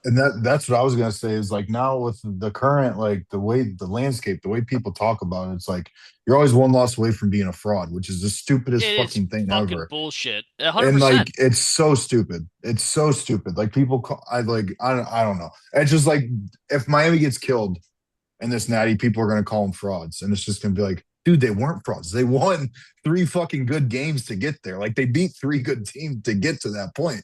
Like you can't call them a fraud for doing the work to get there, regardless of the outcome. You know what I mean? And on that sword, you guys see all these posts going on of, and I do like this. The college football profiles are starting to post people that had good seasons that didn't get talked about, like oh like 9-4 seasons, 8 and whatever. Like, and I love that. But I think it's funny how they leave out certain programs. It's like, oh, so you're gonna say those teams were amazing this year, but Notre Dame and Ohio State were frauds, even though their losses are against some of the best teams in the country by Yeah, less Ohio than State had a historic defense. yeah, and Yeah. you know what I'm saying? Like it goes even with stuff like that. It just that stuff just bothers me. It's like, bro, like we all knew Ohio State was the #1 team in the country, hands down for weeks. That didn't change anything. It doesn't mean that they weren't that when they ended up losing against the team that's also undefeated, and then they lost to another team that is also in the championship. You know what I'm saying? It's just like I think it's also funny where that goes between like look what happened. I keep bringing up Penn State, but that fan base fucked them up. Like I don't, I 100%. understand the Franklin thing. I hope the Iowa State, the new Iowa State nifty line or whatever, like that. It's Iowa State next year. Like the whole team came over there, but like it's just like I just think that stuff's just so weird. Like just appreciate greatness, y'all. Just appreciate greatness. That's all. That's Mike all. says That's that all we ask for. Mike's is the biggest proprietor of that fucking lesson that I know about like the natty or bust shit being absolutely brain dead in college Mm. football. There is no natty or bust. And Mike says that shit all the time, man. You know, you look at these schools fucking went 10-2. That's a fucking worldy of a season. Like look at the season that like I don't know, look at a school like Virginia. You know, Virginia had a badass fucking season, man. I mean, Ole you Miss, Ole Miss. know, Look at Ole Miss this Ole season that we Miss, won't Yeah. yeah. talk about. What are Great you gonna fucking do? season. It's like, are you gonna say that, yeah, oh, Ole Miss had a, you know, it was an all right season for Ole Miss. They lost half their fucking coaching staff. The fucking quarterback last year was playing at the fucking Billings Barber College. You know, like these motherfuckers. This is an incredible season, and everybody should be And I feel so fucking stupid saying this out loud, but like these cats should feel fucking proud of themselves, man. Yeah. Like they really did that shit. You fucking did that shit. Ole Miss let their fucking nuts hang in the face of adversity and fucking put on, bro. And I saw people comment, and they're like, "We need a new coach ASAP. This ain't gonna work." I'm like, "Well, even Get the if you fuck guys, out of here. Yeah. even if you keep that guy as a coach or not, like he did the best he could in the situation. Yeah. Like Yeah, that's you know what? I always say to people, you go fucking do it, dog. For real. You go fucking do it. Seriously. The fuck are you? That's why I don't even look at the internet shit anymore. I get so, and probably because I've never won I've got my dick kicked in sports my whole fucking life. I've been continuously just fucking stomped on. Any level, everything, dude. And like, people don't understand how hard it is just to win. It really is the hardest thing to fucking do in any sports to win.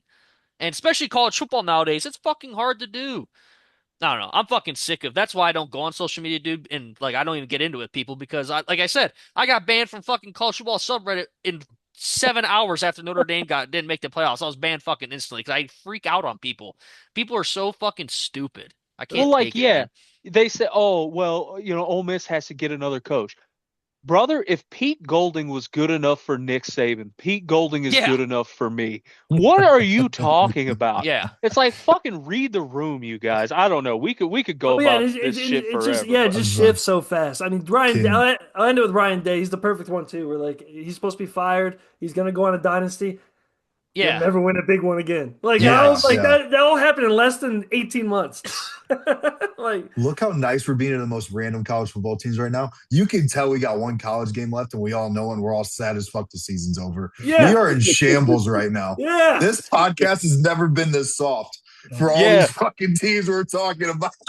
Cue the shambles. Cue the Green Day song.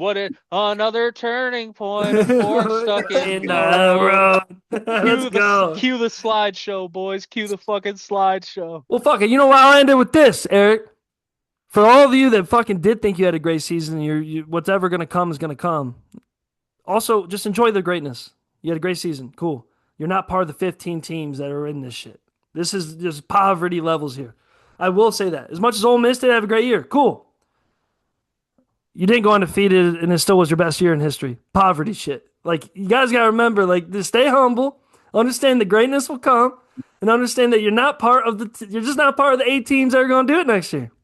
Like, you know what I'm saying? You're just not going to do it. So, I did get soft, but half of you guys ain't shit. Like, half of you ain't shit. And as a Notre Dame fan, it pisses me off because everyone wants to say we're not relevant, but we have what you guys would parade as down years. Like and Notre Dame to me is the only place that is allowed to say championship or bust because that's literally all we got. Like, you know what I'm saying? Hell, we don't even have half our rivalries anymore. We don't even have rivalry trophies anymore. Yeah, We have nothing. Well, Notre Dame, if I see one more hypothetical win thing, I will fucking break something. And I feel like it's like a simulation thing. Like, it's only us. I've only seen it for Notre Dame, SEC, and Ohio State. Like, that's it. I've always, like, it just freaks me the fuck out, dude. Freaks me the fuck out. You know what they say, Jack. It's better to be pissed off than pissed on, brother. Let's fucking go. College football's in the fucking building. Well, I think that's where my disdain goes to Ohio State fans. As much as I like respect certain ones, don't respect most of them, is that even the best Ohio State fans wouldn't understand that as a Notre Dame fan, we get pissed off and pissed on and win all at the same time. Like, we're getting pissed on when we win. We're getting pissed off when we win. We're getting pissed off when we lose. We're getting pissed on when we lose. It's just, you know what? I think Notre Dame should change their slogan. It just means more here.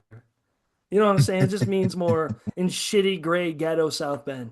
Also, if any of you have ever been to South Bend, it is not nice unless you're on the Oh, it's a shithole. It is a big shithole, dog. It is dangerous. Yeah. They only got 2 things in South Bend. Notre Dame football and hepatitis, baby. That's it. That's it, bro. That's it. You guys got anything else before we move forward to end this brilliant pod out? Yeah, TJ, Ohio State signed a kicker. Connor Hawkins from Baylor. That kid was really good. Extra points. Yeah. He had a long of 54, and he was 3 for 4 for 50-plus yards out. So talk about margins of victory. I was waiting for that fucking news for 2 weeks. That's the first position I wanted in the portal. Well, I mean, let me be a hater. That's probably the first position you guys have gotten, is from what I hear. You guys are not doing handsomely in the portal. At the second best class, brother. We're right behind you guys. Well, yeah, biased opinions here. You know, biased. He's the same website. Oh, you guys are I'll say agenda. Oh, bro, this is what I hate on Ohio State the most because there's nothing on the table for facts anymore. You know what I'm saying? It's just all, to me, it's all in the air now. Now it's just all hate. Like, I only love Ohio State. And that's why Eric deals with me, is I will only love when they play productively and I get to see it. Oh, the whole offseason, I don't. That whole place sucks, man. Like, honestly. Like, I don't. And you have a couple of your wide receivers. I hope they score on you guys next year in the playoff. You know what I'm saying? Like, just can't wait. Keegan, Oregon will never win a championship. I'll end it on that too. I'm sorry, bud. It's done. Like, I love you boys, but like, let's just dial it back, get some playoff wins, keep building, and hire Chip Kelly back. I don't know what you got to do. But I'm joking. Dan, what I'm the joking. fuck? I'm joking. Dan said he's staying here for life. That's his plan. Ride it out, Dan. Ride it out, Dan. The amount of Dan's that coach in Keegan's world is crazy. All right, let's go. So that's it. That's all I got. You guys got anything else? One more thing? We good? Yep. That's a wrap, baby. All right. We got the bubbles in the ocean from the deep.